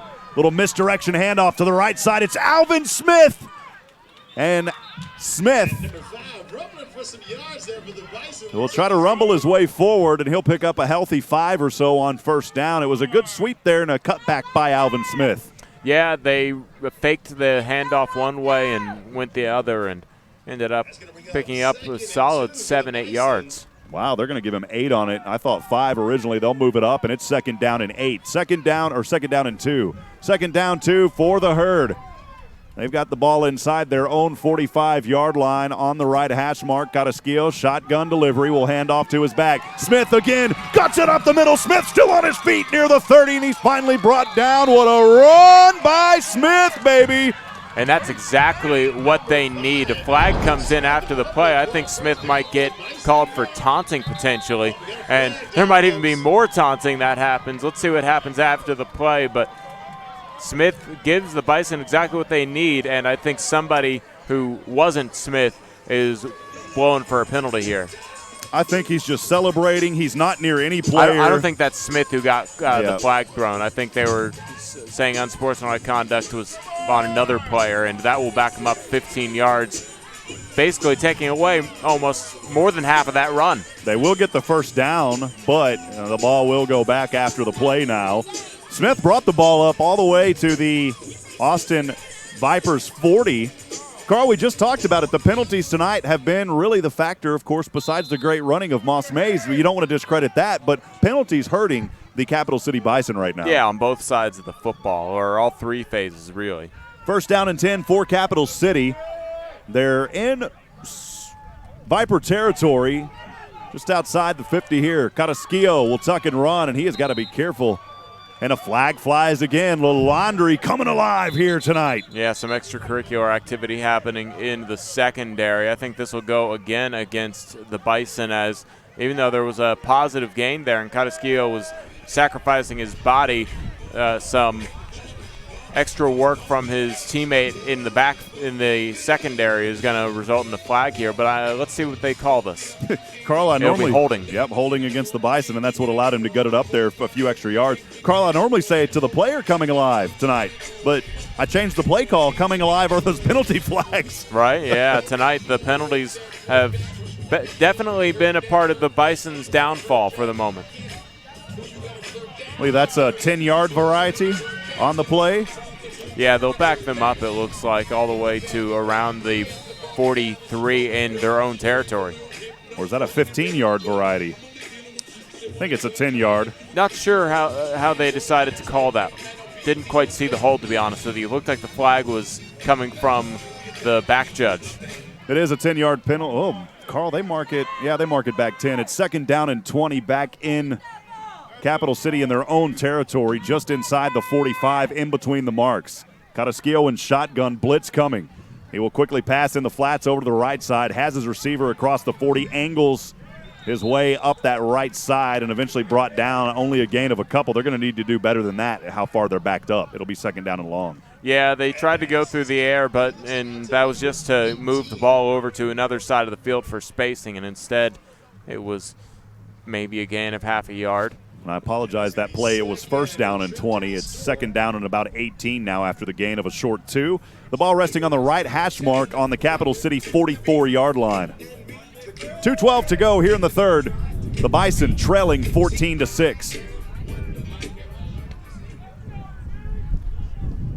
Cap City with the ball. Carrasquillo. Oh, there's a new. No, Carrasquillo's in there. No, they got a new quarterback. Karl, it's number 4. That's where I talk about where they switch things up here in this game. It is number 4, the quarterback. We'll have that in a minute. He throws one deep down to the right side. Jumping up, has the grab. Oh, baby, what a grab. Diving down, he's got the touchdown. Oh, my goodness, 45-plus yards. The dagger on the right side. We'll see it here on the replay. Levy again finding the end zone for the Bison. Levy doing the work tonight. And Karl, my goodness, that was actually probably, about a 60-yard strike. Yeah, he definitely found him down the field. He let it up for grab, and that was just a great play by Levy as he found the end zone. Again, we talked about that jersey being potential tug. That was Driver, actually. Driver, another yeah. 17 there. Yeah, Driver, we'll call it a 60-yard pass to Driver for the touchdown. That's the name that we got from the sideline, so if that name is wrong, we apologize. That's what we got over on the sidelines at halftime from some of the players. The quarterback that time was Mark Martinez. So Martinez helping out the Bison as he comes in to substitute. They want to go for this 2-point conversion. Could tie this ball game up. Evans will originally lines up as a back. He'll move to a receiver, 2 to the left here on the 2-point conversion. Carrasquillo back in at quarterback. He will roll to the right. Carrasquillo is going to throw this one and launch it, and it's well short. And the 2-point conversion, no good. Not sure there. They were trying to do a trick play, and they didn't fall for it. Yeah, they wanted to try and roll out to the right side, but instead the pressure was just too good from the Vipers, and he gave it an opportunity to try and let go of the ball, but couldn't quite find his receiver. One more time here, we'll take a look at that replay. Martinez to Driver for that last score. We saw it. We'll play it one more time just to give you that good look. My goodness, what a pass, and making that grab in the air. That was a great play. And then fighting off a defender there, Karl. And we talked about the jerseys being long, and he almost was able to haul him down because of it. Yeah, and that didn't change the way he got into the end zone, though. He still stayed in there with 2 feet. Didn't fall in or anything.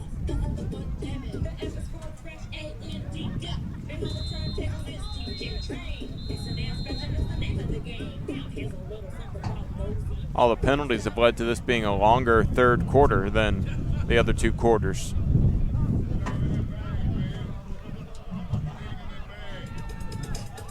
.141 to go here in the third. And for the 7th time tonight, the Austin Vipers will get the ball. Their last possession started on their own 32, capped off by a 1-yard touchdown run. Kickoff here with the wind behind him. It's a nice driving kick fielded around the 10-yard line. In between the hash marks they go. Angling to the right side. Across the 40, still on his feet. Flags fly. Got daylight across the 20, still going. And that will score a touchdown pending the penalty marker. Karl, that was a 90-yard return. Yeah, but I think this one is coming back and will probably be starting the field position around the 40 as Jarvis Alders had a great return there despite the hold that probably sparked it across midfield. A lot of running, and unfortunately, I think this one may be coming back. You're right, Karl. Well, good for the Bison. They catch a little bit of a break by the official seeing the hold. Whether or not it actually happened is up for debate. I think it probably did, but sometimes that happens when the official misses something that sparks the big run.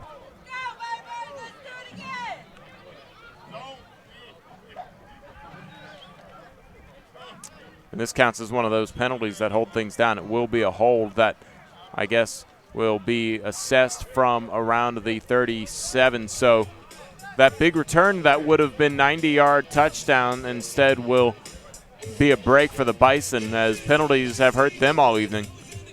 And I beg your pardon, Levy was 27, not 17, and Driver there with that big touchdown earlier helped Capital City maintain the closeness of this game to what it once was when it was 8-6. Yeah, Levy wearing 27-17 Driver. And again, we apologize. That was the names and that we got from the Bison side over there. So you guys watching, if it's wrong, you better talk amongst yourselves. Give us the right info, guys. Hey, we love y'all. We're glad to bring y'all these games, man. It's been awesome. 7th possession here for Austin. 1st down and 10. They'll have it from their own 27 from left to right. Hand off on the right side, and Shaw, the ball carrier. Shaw's touched it a couple of times tonight. Here, though, he'll only pick up, looks like 2. Karl to the 40. It'll be 2nd down and a long 8. Yeah, I think going back to that run game is going to be the big key here for the Vipers, as they've had nothing but heartache going through the air except for a couple lucky plays, honestly, and one big play. They'll actually be up to the 30. 2-yard gain. Started on their own 28, now at the 30 on the right hash mark. 1st down and 10 for Haywood and shotgun and the Vipers. Shaw on the right side. Tries to lower his shoulders, and the collision at the 35. Yeah, Shaw saw a wall, decided to cut it outside, and was able to pick up another couple of yards, make this a bit more 3rd and manageable, as it'll be about a 3rd and 3.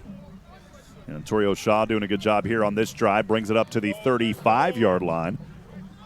5-yard gain will be 3rd down and a short 2 from up here.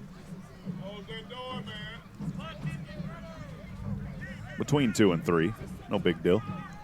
And with 8 seconds to go, we'll see if the Vipers can get this one off here. Looks like they're interested in it, but they have 3 seconds left here. They might want to see if they can draw the Bison off sides, and they don't.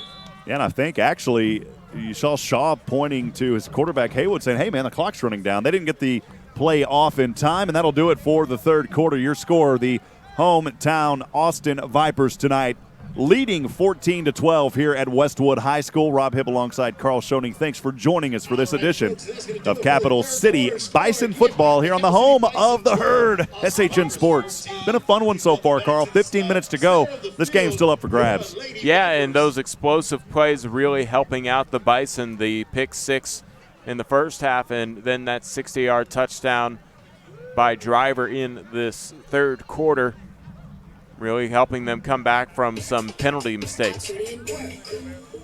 When I do what I do, better go and put in work. When I see what I see, better go and put in work. And really, it'll come down to getting a stop and perhaps maybe only 2 more chances to score here for the Bison. So they'll have to do their best to make sure that even if the Vipers do score, they don't get any extra points. Yeah, I mean, Capital City, they've only touched the ball here 5 times tonight. Austin on their 7th possession. This game has been a long offensive night. Every time the offense touches the ball, a lot of time runs off the clock, Karl. The last score we saw, though, at the 1:41 mark. Before that, it was at the 4:31 mark, and that's how fast that third quarter slipped away from us. This game kicked off just shy of 7 p.m., around 7:02, 7:03. We're about 2 hours into it, approaching at 8:53 p.m. Central here in Round Rock, Texas. Yeah, the Bison started off the ball with this second half, but were unable to do anything with it in that first possession. Now here, the first possession of the fourth quarter, getting rolling for the Vipers. They have a 3rd and manageable. The Bison could really use a good stop right here and give good field position for their offense. Cheerleaders out there on the field for the Austin Vipers.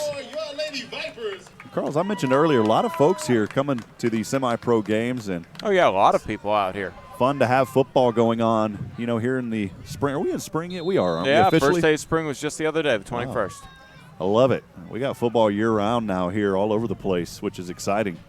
Of course, with the new D-League, if you will, of the NFL and the XFL coming next year. And then we have the Summer League coming back to Kelly Reeves this year.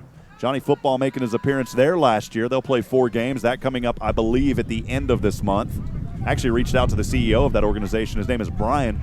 Hoping we could cover those games on SHN. Haven't heard back yet, but we'll see.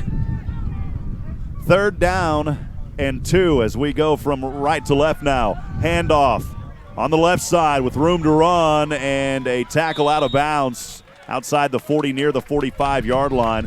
That's number 20. That's on the carry there. Great ball carry there by Best, and he will pick up enough for a Austin Vipers first down. Yeah, Best picks up the first down, but Williams really tracking him down, making sure he didn't get much more after he crossed that yard to gain.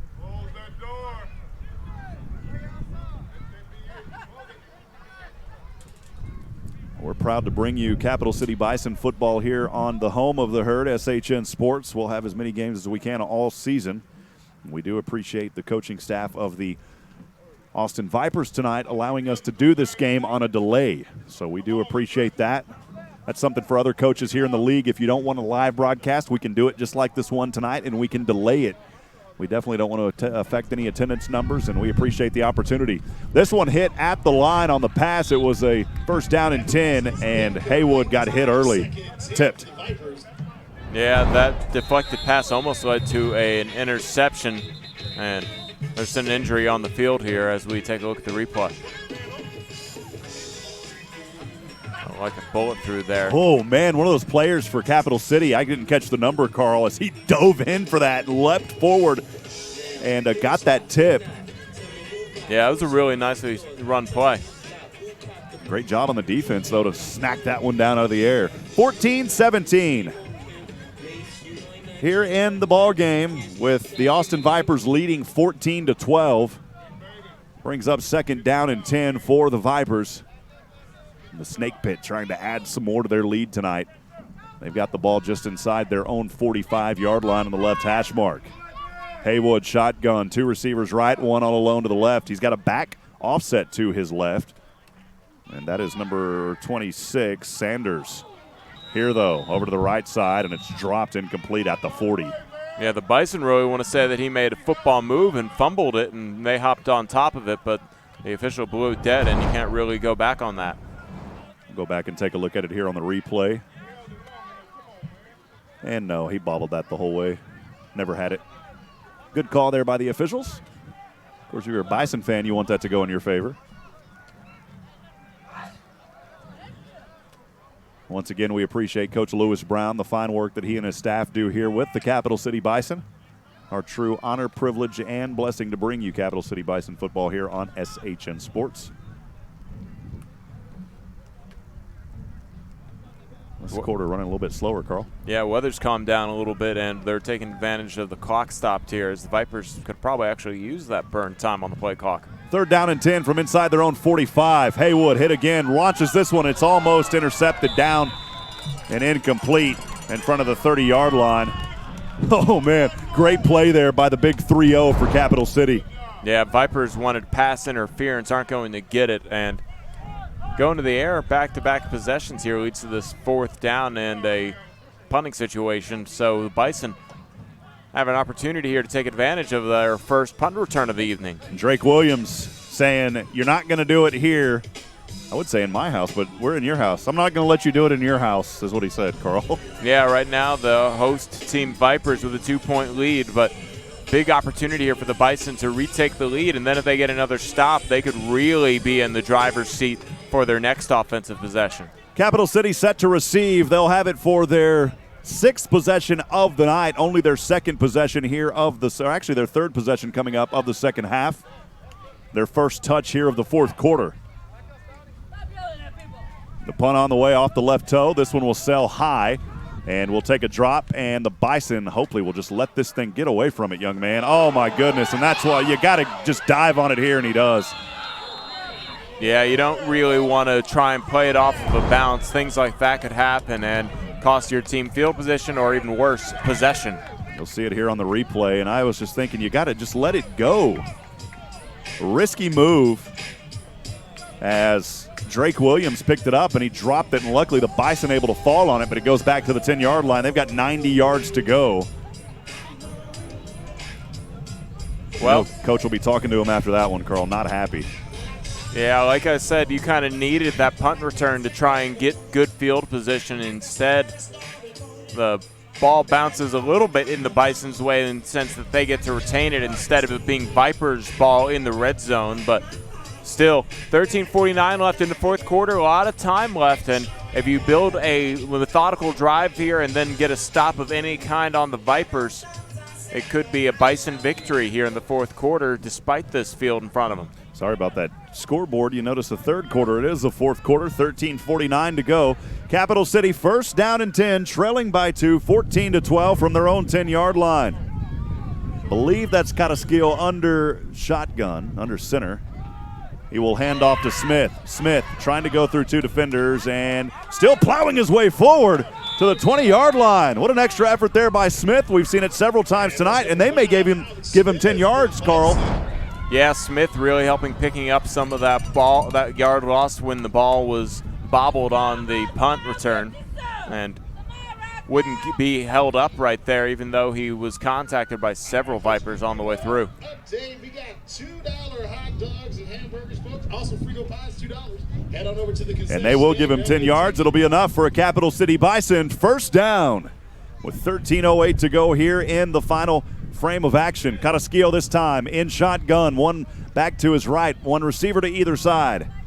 Under 13 minutes, trailing by 2 from his own 20. Will hand off to Smith, this time the left side. Smith again the 2nd effort, and he will gut his way forward for about a 4-yard gain on 1st down. It'll be 2nd down and a long 6. Yeah, Smith does a good job reading his blockers and running in space, but that little hand right there holding him up and tripping him up a little bit. Big difference between that gain of 5 and perhaps even more down to that left sideline. Really good blocking on that play by the Bison. Maybe 2nd and 5. It's a little between 5 and 6. We'll leave it at 2nd down and 6. It's closer to 5. 12:15 to go here in the 4th quarter. Capital City with the ball, trailing by 2, 14-12. Carrasquillo in shotgun, one back to either side. One of those backs now in motion over to the left. High snap. Carrasquillo, little end-around action. Flip and dip we go. Smith will try to spin around, and this time a loss on the play as helmets fly off afterwards.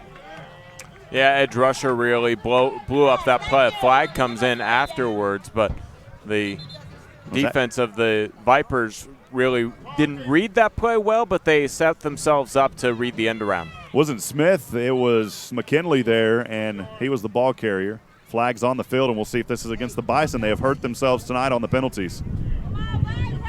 Yeah, Bison have been in trouble all night, but it looks like this will go against the Vipers, so perhaps a little bit of that penalty being called against the Vipers comes back to help here for the Bison, who have inherited their fair share of penalties.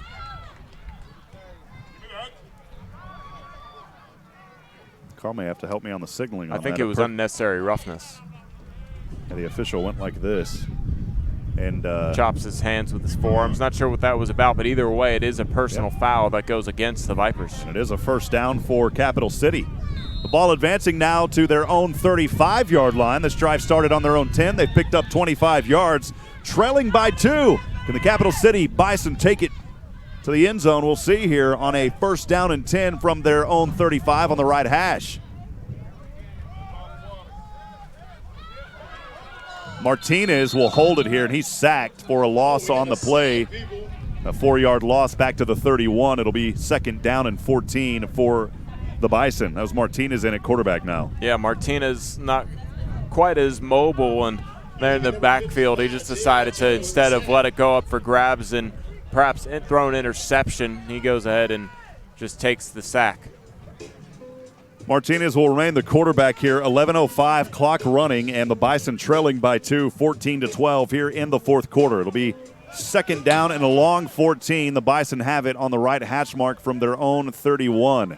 See if they go to the air here. Martinez in shotgun, trips, stacked to the left, one receiver all alone, down to the right. His driver trying to drive one home here for his team. Touchdown here would put him in the lead. Martinez bobbles the snap, and he is sacked again, this time back to the 20. Oh, baby, what a play by the Vipers. Yeah, that one blown up almost right away, especially with the bobble on the shotgun snap. But that brings up a long 3rd down and definitely a passing situation here for the Bison. They might have to even be all right letting it result in an interception if it comes up to 4th down and they haven't picked up yards. 10 minutes to go, 4th quarter. Rob Hipp alongside Karl Schoening. Michael Francis, brother, on the microphone for us tonight. Camera. On the camera. Camera.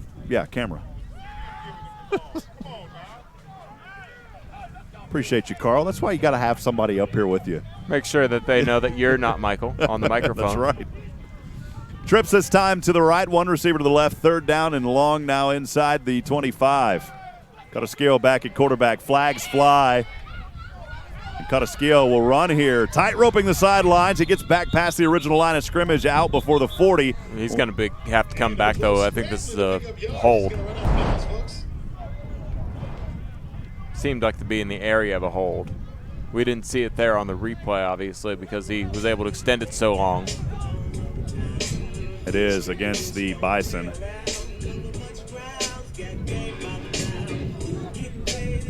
Well, with the clock here at 9:35 and a 4th and long situation perhaps coming up here, as I think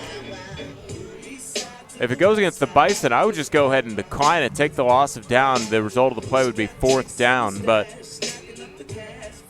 as it stands, it's 21 yards to get that 1st down. They've got to get all the way up to the 45-yard line. Yeah, they'll decline what I think they call the false start and make it 4th and 10. The Bison probably going to have to punt it here, play it smart instead of perhaps turn it over on downs this close to the end zone. They're going to go ahead and say that 9:30 left is enough time to get a stop and then get the ball back to score and try and take the lead here. 4th down and 9 for the Bison. Carrasquillo set to punt this one away. One back to receive for the Austin Vipers near his own 30-yard line. is Jarvis Manyweather. Manyweather set back to receive this one, standing in between the hash marks on his 30, 9:06 to go, and Capital City will punt this one away on a high snap. Cuttaskill will get it away and in the wind. Another short punt. It'll bounce out of bounds around the 49-yard line of the Austin Vipers. Yeah, you'll have to take that. It looks like it was maybe kicked off the side of the foot a little bit, but the main key is that he was able to at least get into the flip side of the field, and I think the Bison will take their defense right now as probably their best hope here. 8:57 left they need to get the stop.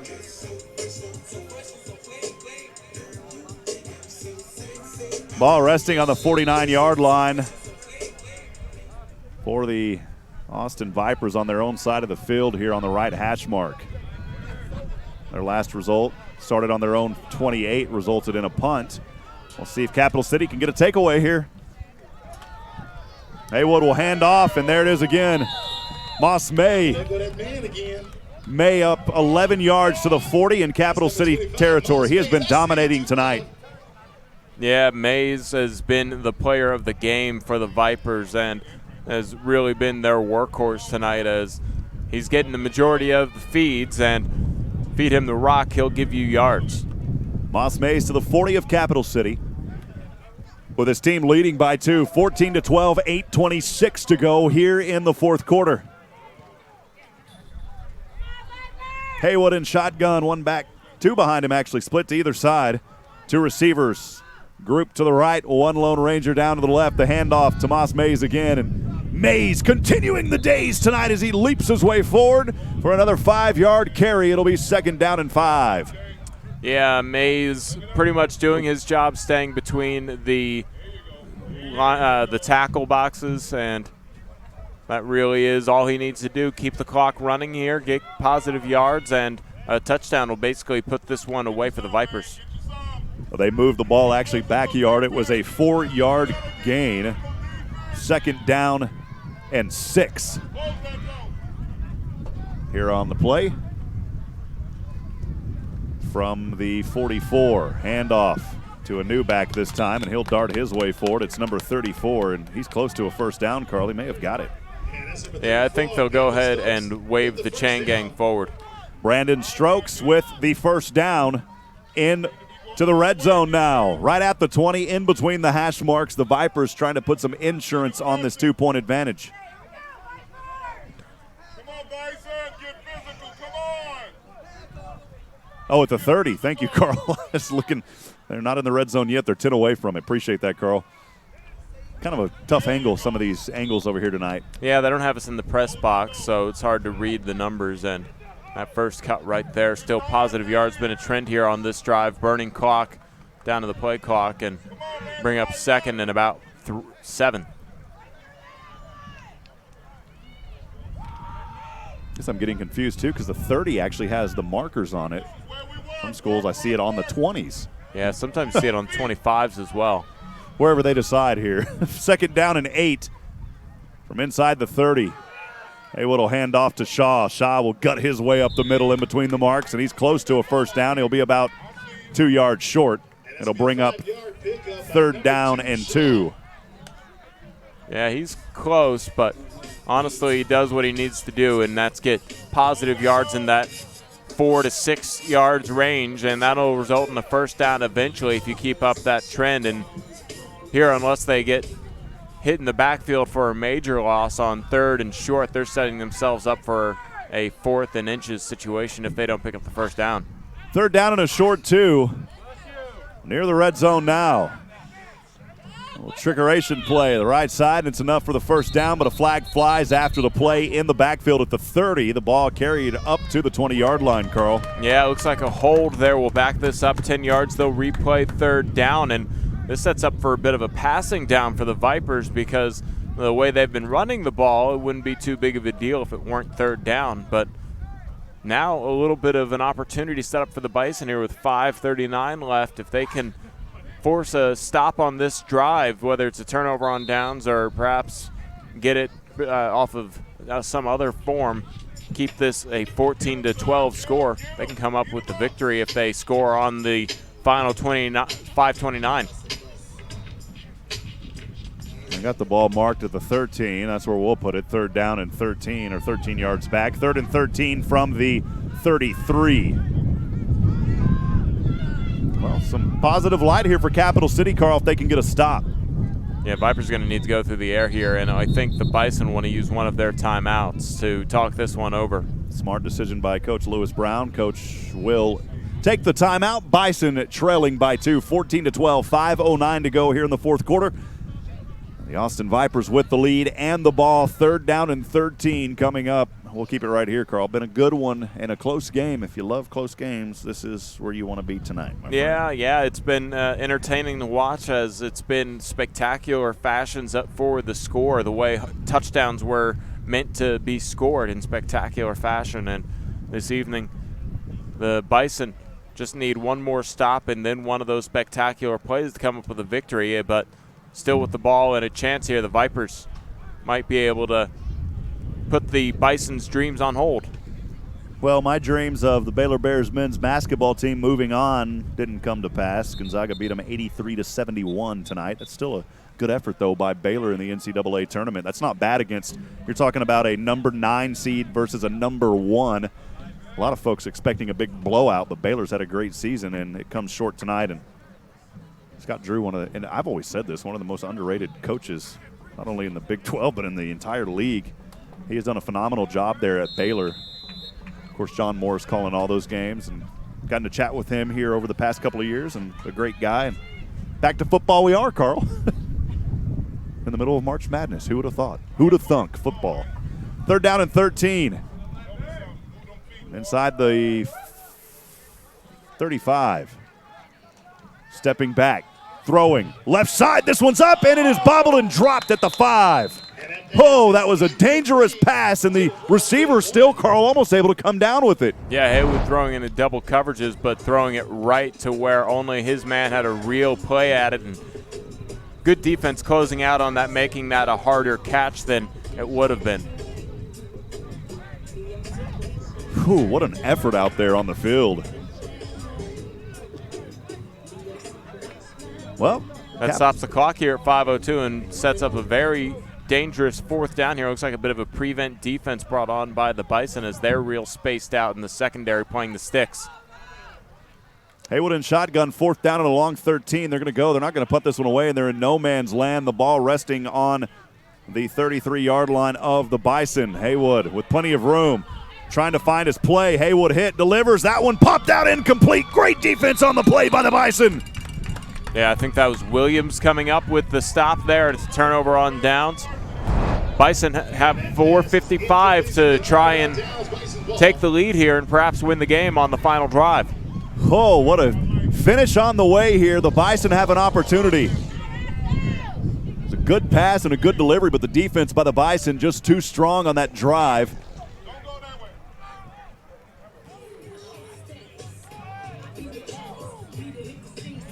I believe it was Williams, Karl, on that stop. Yeah, it was Dakar Williams. Dakar Williams, the first game that we called for the Bison, I think he had 3 picks in that game. It was unbelievable. Yeah, he's a good player out there on the defensive side of the ball. 1st down and 10 for Capital City after the turnover on downs by the Austin Vipers. The 7th possession of the afternoon for Capital City. They'll start on their own 33-yard line. 67 yards to go. Trailing by 2, 4:55 here in the 4th quarter. Got a skill back in at quarterback. Has a back to his right. One receiver split to either side. Carcio will get the shotgun handle near the 24 and the handoff to the left side. And Karl, maybe just a gain of a couple here on the play. Yeah, some positive yards, but they're going to need to work it just as methodically as they can, but also be quick but don't hurry. Still waiting on the official spot. They'll spot the ball at the 36-yard line on the Capital City side of the field. It'll bring up 2nd down and 7.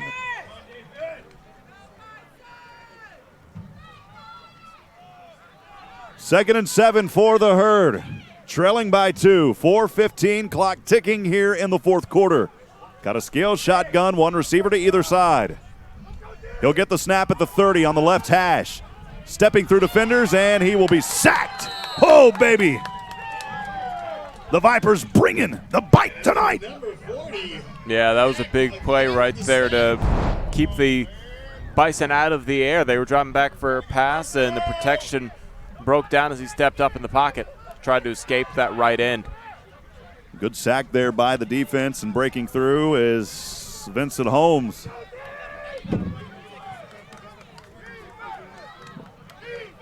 A loss on the play, Karl, of about 4. It'll be 3rd down and 11. So maybe the final opportunity for Capital City tonight. Yeah, I think they're going to have to go for the first down here and the next couple plays as well.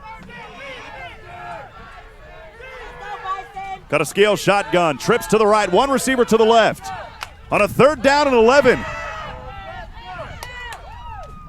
They tried to run it up the middle, and geez, he's still on his feet before they blow this dead. They did, number 0. We don't have a name for that. They handoff, was it to Smith? Yeah, 0 instead of 5. It was, Smith.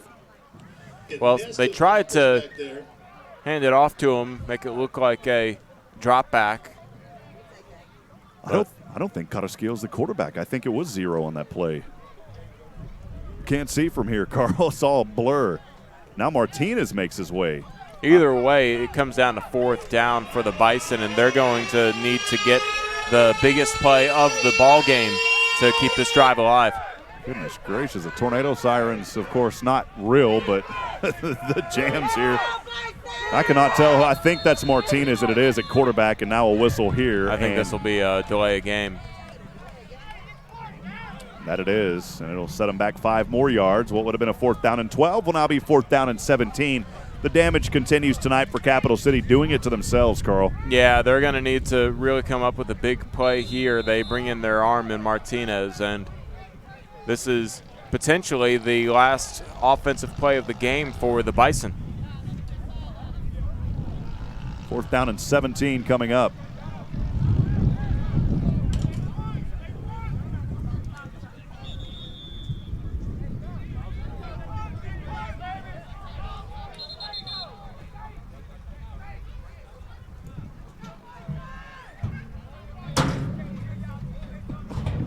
Looks like they're going to take a timeout here before they decide to call this final one. This final play here for 4th and 17. See what they decide to do. Talking about the Austin Vipers, they got a post-game hangout, man, over at Pluckers.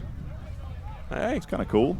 Yeah, they have a really good support out here, as it seems, and a good chunk of the stands are full. And yeah, it makes sense that hangout afterwards would be a good idea. 2:05 to go here in the 4th quarter, 14-12. More than likely the last opportunity here for Capital City, trailing by 2. They've got 17 yards to get that first down, Karl, and we'll see they just really haven't been able to find much rhythm tonight. Well, the first score coming on that interception for the touchdown. The second score on the long pass over from Martinez into the hands of Driver. And other than that, it's only been big plays tonight for Capital City. On the flip side, for the Austin Vipers, it's been a lot of running from Moss Mays and punching it in on those 1-yard touchdown runs. Yeah, he's really been a big key over tonight's game. And defensive chance break out here on the biggest defensive play of the game for the Vipers. 4th down and 17. Capital City, one last gasp of air, trying to convert and keep this game alive. Martinez, the quarterback, will take the snap, stepping back. The protection is there through defenders. Throws this one. It's up. It's caught. And he's close to a first down. We'll see where the mark is. Oh, Karl, they may have gave him a good spot right there at the first down marker at the 42-yard line. We'll see where they spot it. He marks him short. Oh, man, just inches short. Karl, we're right on it, unfortunately, and this is where you may want to have official chains. Yeah, it was right on us, and it could have been come down to a left foot, right foot, and the official who sprinted to the positioning pointed him short, but I think they are going to pull out the chain gang here and see if this is a first down based off where they spot the ball. Carl, it is very close, and that marker is actually right where we are sitting. It all depends on the spot, and no, they're going to say it is Austin Viper ball. Yeah, I think the officials will not even give this a review, and it'll lead to the Vipers needing to get at least one more first down before they can run out the clock with some knees. 1 yard, not even a yard, Carl, maybe 6 inches short. Half a foot.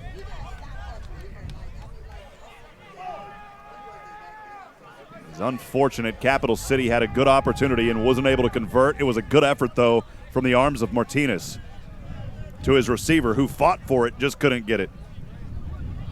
Yeah, and I think the Bison are begrudgingly leaving the field hoping for a spot marking and improved spot and then a measurement, but instead, they're going to take their time getting off of the field while it looks like the offense for the Vipers is ready to go. And the officials want to talk over how they should do this, but I agree with you. We were right on it, and it looked like it was just half a foot short. Yeah, unfortunately, we didn't buffer the replay on that. I should have. And, you know, it really does come down to one of the most unofficial things in sports, where it's the eye of the football, and it looks like they will grant them the chain measurement. Perhaps the officials taking their time discussing what they're going to do.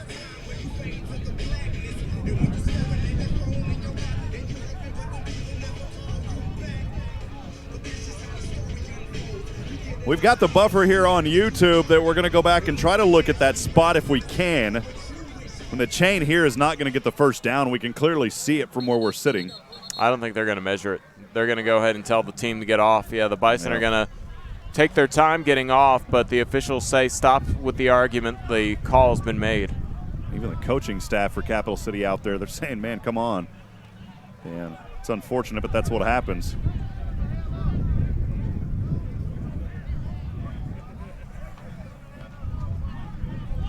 And unfortunately on our end,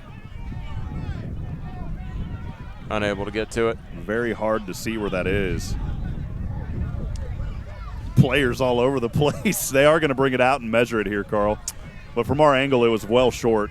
Yeah, this might only be a couple chain lengths short.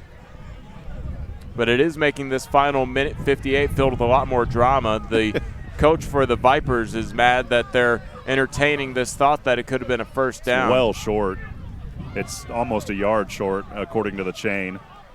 Yeah, that'll do it. And now the defense will have to come out, and it's still possible for them to force a turnover because it's not the situation where they can take knees and then burn any of their timeouts. But Vipers should feel a lot better knowing that they have the fate of the clock in their hands and not dealing with a first down for the Bison here. Well, the Austin Vipers will take over here after the turnover on downs. They've got it on the Capital City 42-yard line. They started the clock with 2 seconds. What was it at, Carl? It was at 1:58. It was, yeah. okay. I was about to say. It's been at 1:58 for a while here. And just making sure. Yeah, they entertained the idea, but the officials knew that that was going to be a short spot. And flag comes in here for, I guess, unsportsmanlike conduct on the Bison. Well, the penalty's continuing to hurt the Bison here. And, Carl, even with no timeouts, with 2 minutes, do they have time? They would have to get some stops. They'd only be left with a couple of seconds. Yeah, they only give them 5 yards, but those 5 yards are big because right now, once they start the play clock for the Vipers, and as they do now, they can go ahead and slow this down as much as they want until the Bison use their timeouts. First down and 5 from the Capital City 37. Handoff to Moss Mays, and Mays will be stopped for a loss of 1 on the play. Clock will run, and do the Capital City Bison have a timeout left? They do. Yeah, they'll go ahead and use, I believe, their final timeout, but still, it's second down and 5. It'll have to come down to getting a stop here on this set of downs. Minute 39 left there. By the time they pick up a first down, that means they could take knees to end this game. Austin 14, Capital City 12, 1:39 to go here on a dramatic finish on the practice field of Westwood High School. The Westwood Warriors, a Round Rock Independent School District school located here in Austin, Texas. I know that may be a little confusing, but that's how it is. Right off of Mellow Meadows Lane. I thought it said Mellow Yellow when I was thinking of the old soda back in the day, Carl. Before my time. Mellow Meadows. Michael, you know about that Mellow Yellow back in the day. And they brought back Surge. I saw it the other day for the first time. They brought back the old drink Surge, man. I was at a Burger King in Giddings, Texas, and I saw Surge. I said, you've got to be kidding me.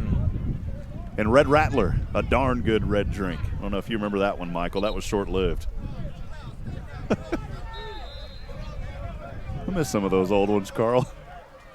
Well, back in action here. It'll be second down and a long 6, 1:39 to go. The Austin Vipers with the ball in Capital City territory on the 37-yard line. And now Austin will call a timeout. Well, we thought they would. I think the coach is telling the official, no, I didn't call a timeout. Yeah, I don't know what's going on here. There's not really much of a need for play to be held up.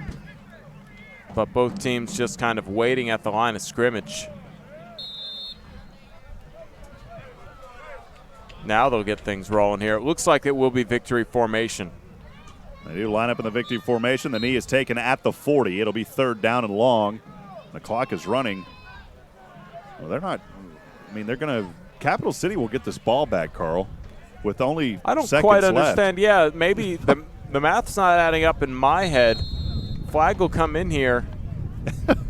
I don't know. Yeah, don't ask us what's going on. This is beyond normal. And I've seen hundreds of football games.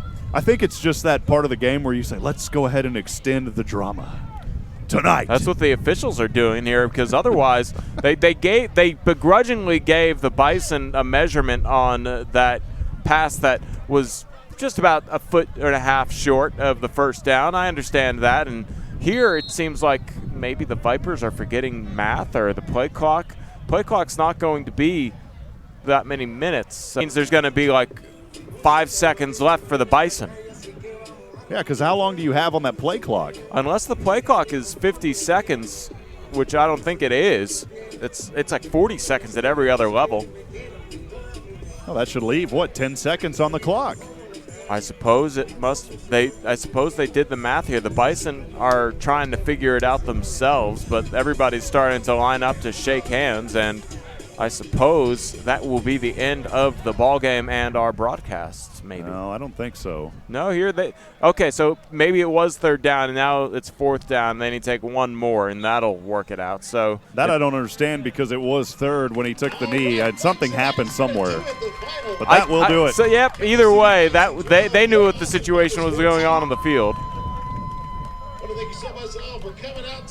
Well, the final tonight, the Austin Vipers victorious here on their home field as the designated home team. 14-12. We'll quickly recap this one, Carl, before we sign off. For Capital City, 7 touches tonight. The Austin Vipers got the ball 9 times. Austin Vipers started out on their first possession on their own 45. Turnover on downs. Capital City got it on their 5. A punt. Second possession for Austin. Started on the Capital City 23, an interception. But Capital City could not capitalize. They turned it over on another turnover on downs. We moved into the second quarter. Third possession, Austin from their own 49. It was intercepted, a 75-yard interception return by Christian Levy. That was the first score of the night. As we fast forward through a few more possessions, we go into the third quarter. 6th possession for Austin on their second possession of the second half. Started from their own 32. It was Moss Mays capping that drive off with a 1-yard touchdown run. At that point, the Austin Vipers led 14-8 with 4:31 to go. Capital City responded, a 60-yard touchdown pass from Martinez to Driver. 14-12 the score, 2-point advantage, 1:41 to go. And there was no score in the fourth. Your final 14-12. Karl, closing remarks before we sign off tonight. An exciting game led by a lot of defense, and the Bison just unable to come up with that half of a yard that they needed to continue that last drive and perhaps make a game-ending, game-winning drive. But Instead, it comes down to a very confusing final series, and the Vipers come up with a win. Well, we appreciate, again, the Austin Vipers. Thanks for letting us do this on a delayed broadcast tonight. As always, we appreciate Coach Lewis Brown and the staff of the Capital City Bison here on SHN Sports, your home for the Herd. Once again, your final tonight, Capital City 12, the Austin Vipers 14. For Karl Schoening tonight, as my color commentator and helping out, as always, Mr. Michael Francis on camera, I'm Rob Hipp. Once again, the final 14-12, Austin Vipers with the victory. We'll be on the next broadcast. Stay on SHN Sports. Be sure to follow us on Twitter at SHN Sports, and also please subscribe here on YouTube. As I end every broadcast reminding you, friends, we're not strong enough alone to make it on our own. We need each other. Provide a word of encouragement, lend a hand of support. Somebody out there tonight needs you. Until next time, good night and God bless from Austin, Texas. Good night, everyone.